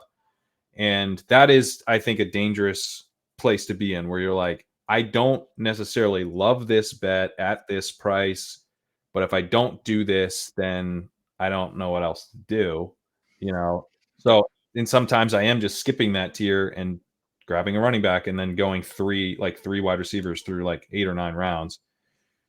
Usually 9, because there's no wide receivers after, once they dry up, they're gone. So unless you love Cortland Sutton, there's nothing to do. Yeah. But I don't know. I mean, it's like, I guess I would really like for these rookies to hit. we need them. We need them. It'd be really cool. It'd be really cool. Rich, you got anything else on the I like specifically? I think that Ladd, Keon, Brian Thomas, right? Like these guys who are like fine, but like not historically 6th and 7th round picks in fantasy. It's all context, like we talked about. Just it's that's just where the wide receiver 40 is going. Like it won't happen in your home league, but it's happening here. Yeah. I mean, I get there have been like breaks. Like I've messed around a little bit, like what with Pat said. I'm not playing as much volume as you guys, but I literally have done the opposite, where I've tried to do like reverse engineer anchor hero RB builds based on volume, where I open with 3 or 4 wide receivers, and then there's just a running back sitting there that I know is just going to get a bunch of volume, right? And I'm just taking the volume, not necessarily I believe the player's good, but like there's scenarios where you open with 3 or 4 wide receivers and you get like a Mixon or a Kamara or someone like that. And it's like, I'm just going to take that player because I'm not going to take Jaden Reed instead of like, it's obvious breaks where wide receiver is. And I'm trying to like try to do like, well, does this count as an anchor RB build? It looks like an anchor RB build. But in the past, I think it does. In the past, it looked like it would have been, because you'd have taken Kamara or someone in the 2nd round, and then you just took receivers. But I've tried to do stuff like that too, that like it's, just mix it around. But I just think it's better. Everyone knows, like, rookie contract players like provide the most value. It's elevated those guys. It's just the rooms are just sharper. Yeah. Also, that's a really good like final point on that one. That it is what you would have done 5 years ago with an anchor hero running back build, you're still doing, just in a different order. You're just drafting them in a different order. So like once you can wrap your head around that, like it's hard to wrap your head around it because everybody just says, I took him in the 7th round. I took him in the 7th round. And it's like, but James Conner is the workhorse running back for the Arizona Cardinals, man. Like he actually himself, and Kenyon Drake went at the 1-2 turn. You were drafting Kenyon Drake at the 1-2 turn for this role. And we now have this guy going in the 7th round. Just treat him as your workhorse lead back. I'm not saying only draft, I'm not saying draft hyper fragile. I'm just saying, like, think about it. You just drafted the guy you used to draft in the 2nd round. So yeah, you had to draft the 9th round wide receiver in the 5th now, but like, it's just changing the order. Yeah. Chris Carson used to be a 3rd rounder, and now he'd be an 8th rounder. Yeah. Oh God. Yeah. Yeah. R.I.P. Chris Carson as well. All right. Let's wrap with some bad players. This is one of my favorite ones. I love, like I said, I love talking about the shitty players, and specifically love talking about, like, are they good? Like, are they bad players hiding, good players hiding in plain sight, or are they, how bad are they? That kind of stuff. Rich, I'm sure you got a whole bag of potentially interesting. Yeah, there's a few of them. I mean, to me, the most obvious guy still is Najee Harris, right? Like the most profile, like the most deadest profile of guys, but like, this is a dude that like constantly is just like, coaches are always going to love a dude like Najee Harris. They always will. And what's interesting about the dynamic this year is now with Arthur Smith, like, I mean, his backfields have averaged 500 touches, like wherever he's gone. Yeah. Like there's a world where both of these guys coincide and hit, but like there still is a thorn. Like, what if like Najee could score 15 touchdowns? He scored 8 or more every year. He's got 2 double-digit. He's got 2 at 10. Like, what if he scores 15 touchdowns? What if he's this year's David Montgomery? I think is what I'm saying. Like, what if the Steelers backfield is last year's Lions? is what I'm saying. I think that's what I'm saying. I think we're all happy. We can all live in that Yeah, world. I'm in on this. Yeah. So basically, what if he's like, David Montgomery, right? It was like, because I just feel like guys like Najee Harris, Blake Corum, who's entering the NFL, Brian Robinson, like these guys are not particularly special players, but these are guys like coaching staffs always will kind of give the benefit of the doubt. And they do things. You brought it up earlier with the Chase Brown thing. Like Najee's now Jalen Warren's not going to do the Chase Brown thing where he's going to run you into 2 yards and outs, 2 yard outs. But like Najee's always going to get you those 4. Get you them 4. And coaches love that shit, man. Especially a guy like Mike Tomlin. Like Mike Tomlin loves that shit, man. Like, but Greg Brano's Coach Speak Index. He was talking about how Tomlin, when it's raining, he thinks Najee Harris is better in the mud. In the mud, the oh my God. in the mud. It's like LaShawn McCoy snow tires take. Yeah. But I mean, he's the one that stands out, the most obvious guy, because he's like, no one ever, because you never feel good when you click the button, right? Like you're like, oh man, no, what am I doing? He's never had a 40-yard run, right? Isn't that the stat that he's never had a 40+ yard run? But when you're laying out, like especially in a like underdog where it's a little more touchdown driven. And he'll catch a couple passes, but he's lost that role basically in the offense. But like, there's a scenario where he does score 12 to 15 touchdowns. I can absolutely not even talk. I don't even like really have to squint to see it. No, you're right. You're right. I don't take him enough because I just take Warren whenever I think about taking him. Their ADPs are very similar. Yeah, but I have, I have 30% Warren. He's my highest drafted player, but I do have 4% Harris, and I really try to take him. I really try. You just got to force yourself to get that number up a little bit. I do. I won't because I'm just going to take Warren, but I know. Should. The Steelers in general, we didn't talk. They're another one of those offenses we didn't talk about that we give Arthur Smith so much shit for the last year, especially the last year of our lives of fantasy footballers. But like his overall resume, he's built productive offenses. And even if you go back 2 years ago when it probably shouldn't have worked with Marcus Mariota, it worked. How much was it just sidecard by how bad Desmond Ridder was? And that could exist with Fields and Wilson, obviously, as well. But his offenses have scored touchdowns, like wherever he's been. Even those Titans teams were scoring 40 to 50 touchdowns a year. Like with Ryan Tannehill and Derek, like what if Pat Freiermuth and George Pickens are undervalued? Like what if this offense does have like a scenario where it scores 35 plus? I won't say they're going to score 50, but like what if they score 35 plus more touchdowns? Especially in that division, like that division, they beat the shit out of each other. Like it just is what it is. The other thing, I'm used to like the Steelers having like a pretty bad offensive line, but Brandon Thorne's got him 15th. PFF had him 9th. They're not bad. They've sunk a lot of draft capital into the offensive line. Yeah. So I mean, it's a good pick. He's a prudent selection that I'm not making. And you never feel good about it. You never do. All right. So I went back. Now this rush yards over expected metric NFL Next Gen has. I totaled up. Now the metric started in 2018. All right. So we don't have a long history, and a lot of the players who have scored worst in it were at the tail end of their careers. But I'm just gonna tell you guys over their career, the worst scores in total rush yards over expected. Todd Gurley, minus 319. That's late career. Late career, Devonta Freeman. Not just late career. Alvin Kamara at minus 253, but obviously tilted towards the end. Jamal Williams at minus 215. LaShawn McCoy, minus 187. Sony Michel, minus 183. Peyton Barber, just prime of his career, minus 164. LeGarrette Blount, minus 152. CEH, minus 151. And then Rachaad White, minus 140. Rachaad White stinks. We know he stinks. He can't play. But are we sure about that? Because he's going to get all the receiving work. He as a rookie got on the field in a Tom Brady offense on receiving downs. He was splitting series with Fournette.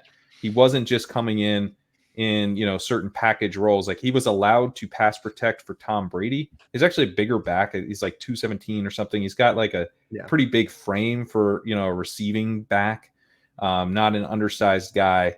And then he was a great receiving prospect and has been very solid as a receiver in the pros. Nothing special like we thought maybe he could be, but he's definitely going to have that work. And then, like, I don't know, like, could he possibly maybe be efficient as a rusher? Because if he is, he might be a smash. And this is from someone who never takes him. So this is I actually think he's a good pick at AP. So I like that you're saying, yeah, like I have taken him. I'm at 2% on Rachaad White. I basically don't take him. And I am starting to feel this is a true, like, are you sure about that question to myself? I'm like, I don't know, man. Like, Bucky Irving might stink. He might be able to just hold down the job just like he did last year. And then you're getting like this free look at like a bad runner doesn't run quite as bad. You know, you get a little, you just get lucky a little bit on the efficiency. Like, you have to be so bad. You have to be late career, about to retire running backs to post this kind of inefficiency. Like, maybe we just get, something coming back towards league average, still below, but closer. And then I think he can pay off like a 6th round ADP. And especially if you're building, like, I was wondering, Reebs, if you were going to mention him as one of the guys that you can kind of do an anchor running back with. Yeah, he fits this because I think at ADP, he's one of the guys I've done it with, because especially this is one I think people are double counting again. Like I brought up the Kyra and stuff. He had 74, just under 75% of the backfield touches last year. He's 3rd in the NFL behind Mixon and ETN. They were always going to add a guy. They didn't have anyone else. They were always going to add a guy. So when Bucky Irving gets drafted, people are like, inefficient player, add a guy. He's dead. He's dead, right? But no, I mean, especially this is a team that was 2nd in the NFL behind the Vikings. 78% of their touchdowns were passing last year. Again, it's about to be a tighter split just by, just natural regression. He checks, so he keeps popping up. I did this series last week. So I did a what we can learn from ADP, and then what are like the stats that truly like are sticky year over year. And we know volume is stickier than efficiency. And we know if you're going to brave the dead zone backs that always combat the dead zone, you want players in their rookie contract that catch passes. Like, he keeps checking all these objective boxes where you would be like, nope, he makes sense. He makes sense. He's going to still be a high volume player, even giving carries, even giving touches to Bucky Irving.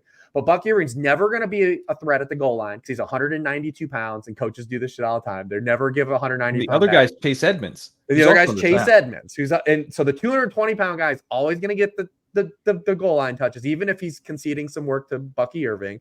I believe he's going to hold on to that. He's going to hold on to the 3rd down stuff, so he can give away touches. But like you said, the big thing is, can we get closer to like the mean in efficiency? Because if he just is adequate, we're going to look back on it and be like, it was the most obvious thing. Like, is we had a dude, because here's the other thing. There's like almost a Konami code now within the running back position. It's like started to shift. Running back touches continue to go down. Running back targets have dropped per game 6 straight NFL seasons. Eventually that can't zero out. There'll be a dead cat bounce. But running backs that catch the football are a little bit like how mobile quarterbacks were when I originally run. Like, we're getting this weighted production that people aren't counting. Because even if you're in a league that doesn't give you full PPR points, the average reception goes for the longer gain than the average rush. Right. We inherently know this. You're getting more. It's just more bankable. And this is a guy that definitely, if you were to lay out running backs are going to catch 60 plus passes, he would be on your list. You would get to him like relatively like soonish. So 60 plus receptions, a shot to score more touchdowns, potentially maybe be more efficient. Like, why wouldn't we draft that? A player on a rookie contract. Good athlete, not bad athlete. Like, it just makes sense. It just makes sense objectively when you can remove yourself and be like, I watched him, he sucked. Yeah. It's honestly scaring me. Like, I think I'm just going to try to I'm not going to like hammer him now and get up to even, but like, I don't want to have where it kind of came to me is that I was like, I am like hard fading this guy. Like, he is not even draftable. I'm like, he's draftable in the 6th round. He paid off a 7th round ADP last year. He can't pay off a 6th round ADP. Like, he can. So I want to be, I think towards the end, I want to try out actually some more of these, like, people really love James heavy Cook. wide receiver builds. People love James Cook, right? And like, I love James Cook. It's like James Cook plays with a mobile quarterback that threatens like overall receptions and touchdowns. Like, we want guys that don't play with those guys. And Rachaad White plays with Baker Mayfield. Like, a check always is thrown to running backs and is not going to threaten your goal line touches. But Reebs, James Cook is good, and Rachaad White definitely isn't. It's true. This is I'm so happy that you brought these two guys up. And honestly, Rachaad White was painful for me to hear you. And let's be real, we're all gonna name running backs. I decided to get a wide receiver just because I thought it'd be funnier. I had a little small list of basically all running backs, but I got a wide receiver in my bag that'll make us all cringe. But the Rachaad White thing made myself cringe while you were talking about it, because I was like, this is like the thing that I kind of live by running back wise in fantasy. I love to draft the guys that all of the other, like, even if the people like Pat or like the Ship Chasers or like the Seagulls of the world, right? The Rotoviz people, they won't draft these running backs because they're boring. Pat and I had a fun little bit. He doesn't have the legendary upside. Yeah, and no one's arguing that for Rachaad White, but Pat and I did a funny bit that, like, if you place him in the Harry Potter houses, which house do they go into? And the really fun, sexy names go into the Slytherin house. And the really boring ass names go into the Hufflepuff house, and you never fucking hear about them again, right? You watch every Harry Potter movie. How many times did they mention Hufflepuff? Goddamn, never. But it's still a house. Still a thing. It's keeping turning. The lights are still on, partially because of Hufflepuff. And those running backs. Teaching magic. Hufflepuff pays the bills. Hufflepuff pays the bills. Still teaching magic at Hufflepuff. Exactly. Like it's still a thing, right? It didn't go away. They didn't get rid of the position and put in a new kickoff rule, and there's no longer Hufflepuffs around. But those backs can be undervalued. I didn't even name a character in those movies that wasn't a Hufflepuff. I don't know. No, wasn't the guy? Forget it. Went in the. I don't know. It doesn't matter. Who cares? Yeah, I should look. Who's the most? I'm trying to derail it. Who is the most famous Hufflepuff? It's the guy who dies, right? In the.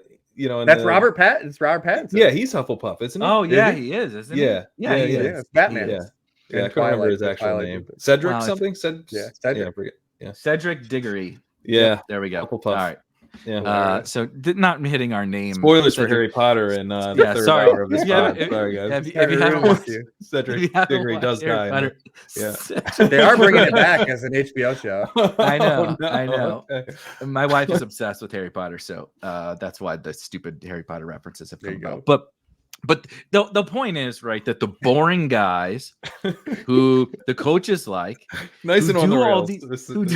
Yeah, it wouldn't be Legendary Sickos without some ridiculous off the rails rant. But like those guys end up doing all the shit on the football field and playing more, and then in turn scoring more fantasy points. Because guess what? Like, no offense, Bucky. Bucky is a fine, like, at what he does. But like you said, he's 190 pounds. He was never a workhorse in college. He didn't really get the goal line stuff a lot at Oregon. The current back that they have, Jordan James, was that guy because he is the 220-pound back. He's like a gadgety back, which is a useful NFL player.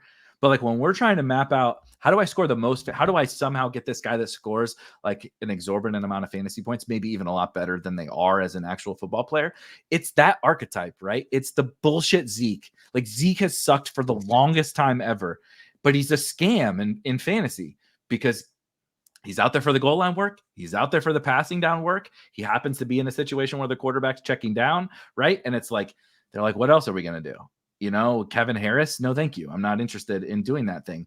Those guys, Brian Robinson, right? Devin Singletary, like run down the list of all these guys that they're just fantasy scams. They're not great NFL football players, but at running back, I think we often get it wrong.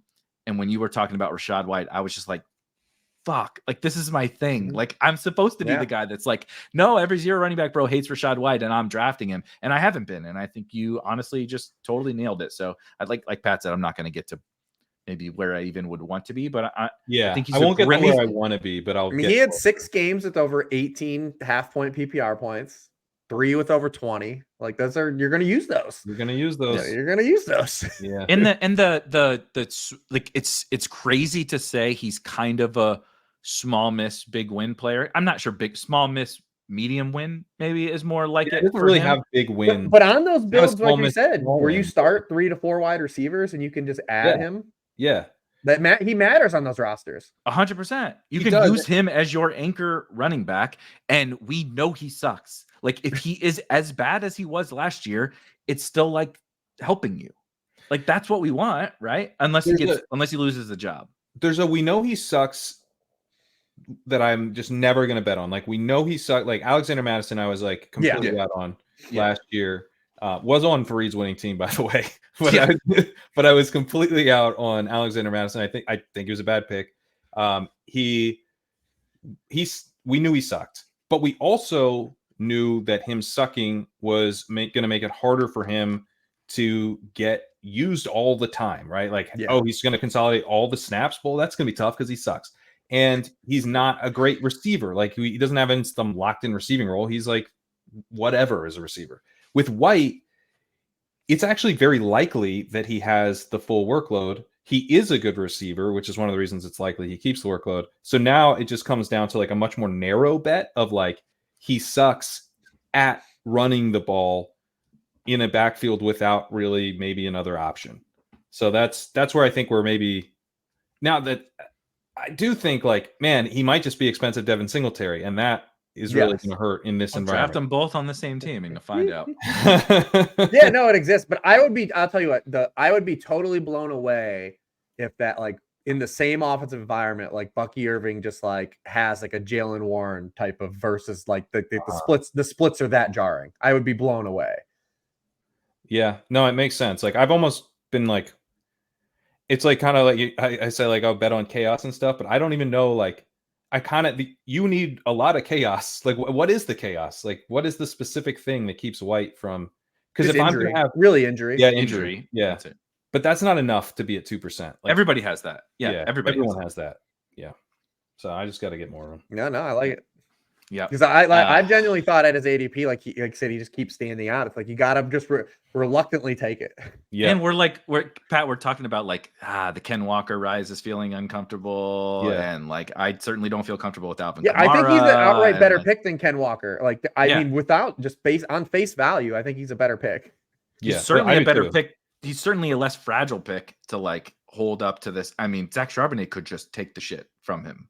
Like that's not my expectation, right? I'm not saying that that's the favorite, but like if Ken Walker does what Ken Walker does, and they're just finally like enough of this, bouncing to the outside, trying to hit a home run every time. We got a guy who's going to, he's not going to hit the 60 yarder, but he's never going to have the -4. He's going to get 5 every time. Like that's Zach Charbonnet. He's going to catch it. It's a lot more likely that, last 4 weeks of the season, Zach Charbonnet has 55% of the backfield carries. Then Bucky Irving has 55% of the Buccaneers carries. And Zach Charbonnet could get the high value touches that Bucky probably more likely for goal line work. Zach Charbonnet might be Rachaad White. Zach Charbonnet might be Rachaad White. Maybe. Like big kind of doofy, inefficient. It's the same guy. Like we're just like he's whatever. Like he's fine. I know he was more. It doesn't make me feel good about getting more White, but I like the Charbonnet bags. Arbitrage, Rachaad White. All right, I got one more. Let's close this baby out. I promise. I've had to pee for 35 minutes. Well, hopefully this one doesn't make it too much longer. We got. Man, it's really tough.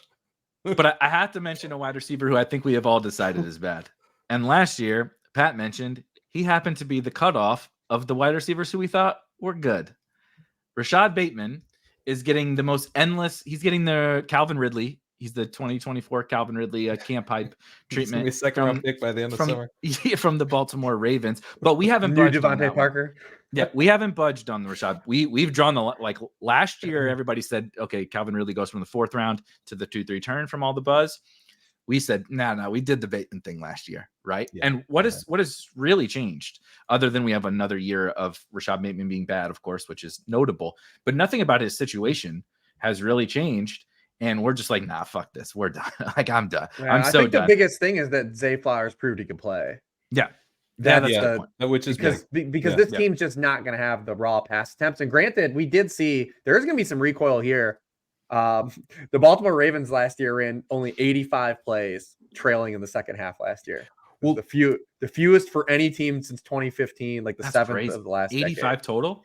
But so if you look at from like a pass rate over expectation or like first half drop back rate, they were top 10. Like the Monken stuff did happen. They were more aggressive. They were just pistol whipping teams, and they never had the throw in the second half of games. They were never challenged. That will regress. So maybe a third option, because the biggest bugaboo in the Lamar Jackson era is like there's just not enough raw attempts to make a third guy viable. Yeah. But are there? You know, maybe that's because the defense is going to take a big step back in, you know, most outcomes, right? Is we're getting a big step back from the defense given the offseason. We saw the Eagles had very splits like this either, and for the front half of the season, it really still mattered for their fantasy guys. And then like Hurts got injured, and like it kind of torpedoed as kind of house of cards. But like through 10 weeks, we were getting like the Eagles back and forth games we wanted, and like all the fantasy dudes were getting there. Like through half, people don't remember this. Through like 10 weeks last year, DeAndre Swift was at RB1. Like, and AJ Brown was matching Tyreek Hill. You know, part of that was because Washington was like Emmanuel Forbes trying to guard AJ Brown, but like that was awesome. Cool. That was fun. That was so fun. But if you look at under the cover though, like the Monken stuff was happening. All the reasons to be excited about Monken going to the Ravens did happen last year. It's just that nobody put up a fight against them. Like they just clobbered teams. They just clobbered teams. No, they smoked San Francisco. Oh too. yeah, like right. Yeah. So literally, I'm betting on volume for the Ravens in a way that, you know, not like they're going to be like crazy high in volume, but that's my read is that Monken brought what we wanted to bring. He did. You're getting a chance to, if you're betting on the Ravens this year, like it's not common that we have like a coaching, like team level thesis, right? Monken's going to change, going from Greg Roman to Todd Monken's going to change this offensive philosophy.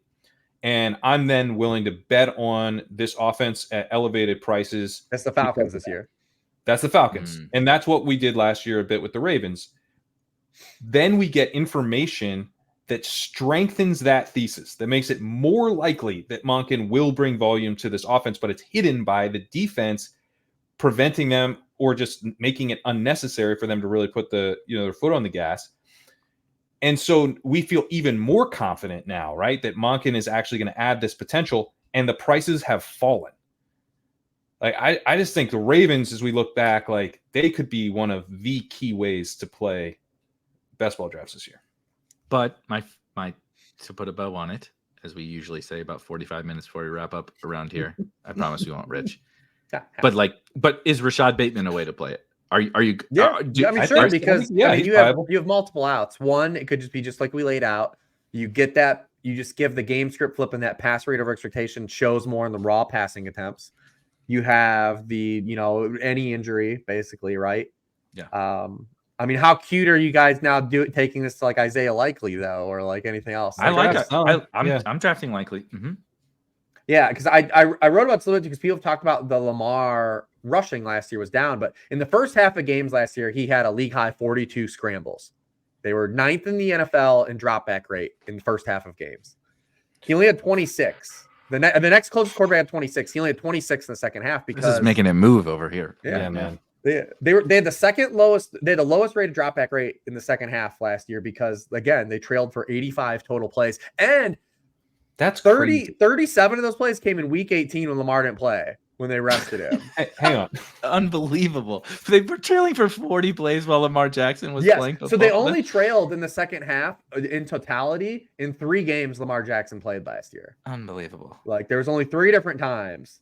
So the other cool thing though, the other thing that ties this though, there's some other dope part about this, the Ravens, is the addition of Derrick Henry and what it does. So Lamar for his career has been phenomenal against heavy boxes, like as a passer. Like his best passing splits come against heavy boxes. And that would make sense because you think about like the Shanahan system and guys that like outkick EPA, right? Like the Grappols of the world. But like it's going to just dictate like adding Derrick Henry here versus because the last 2 years, remember, they've been rotating dudes like number 17, Le'Veon Bell, and Devonta Freeman, Dalvin Cook last year. They picked him up. Remember? Dude. I forgot about that. Just vagabonds. They've just been. Who was the guy we picked up on waivers that was like literally Tyson Williams? God. Yeah. Now you add Derrick Henry dictating these box counts, and like, I mean, there's an avenue where like absolutely like, I mean, it's not hard to to squint. Obviously, everyone say Lamar could be the QB1, like he's the best value, and he goes QB4 usually. But like, I mean, the whole Ravens in general, like all this could just be a lot better because they just get more competition, like we did with the Eagles 2 years ago. Yeah, or, 2 years last year. Yeah, I'm taking Bateman. The grossest thing I've done. I actually think Bateman's so good at football though. So I have taken Nelson Aguilar like a couple times. Okay, that is when we need it. Once we reach the Nelson Aguilar part of the show, I think that's when it's about the perfect time to sign up. Dude, that was the second Nelson Aguilar drop on this. That's true. Yeah. We do talk a lot about there's a lot of nonsense that gets covered here. I think Bateman can play though. I think he can play too. Yeah. There's a part. There's just another place in the multiverse where this played out, where he just wasn't banged up early to start his career. Remember, he was good, and early career sample when he played was really good, and just got kind of snake bitten and fell behind. A little bit on the depth chart and things. Doesn't seem to be on the same page with Lamar over the last couple of years, but has a healthy offseason, so maybe that changes. Like, I think he's still like decent enough in the route running stuff. I know Harmon's generally been a fan of him. I'm not sure how he looked last year, but I was for sure you were going to say Jerry Jeudy. So absolutely not. I'm not. I don't want to talk about the Browns nor Jerry Jeudy. We would have went Steve Smith on Jerry Jeudy. Just the last thing on Rashod Bateman.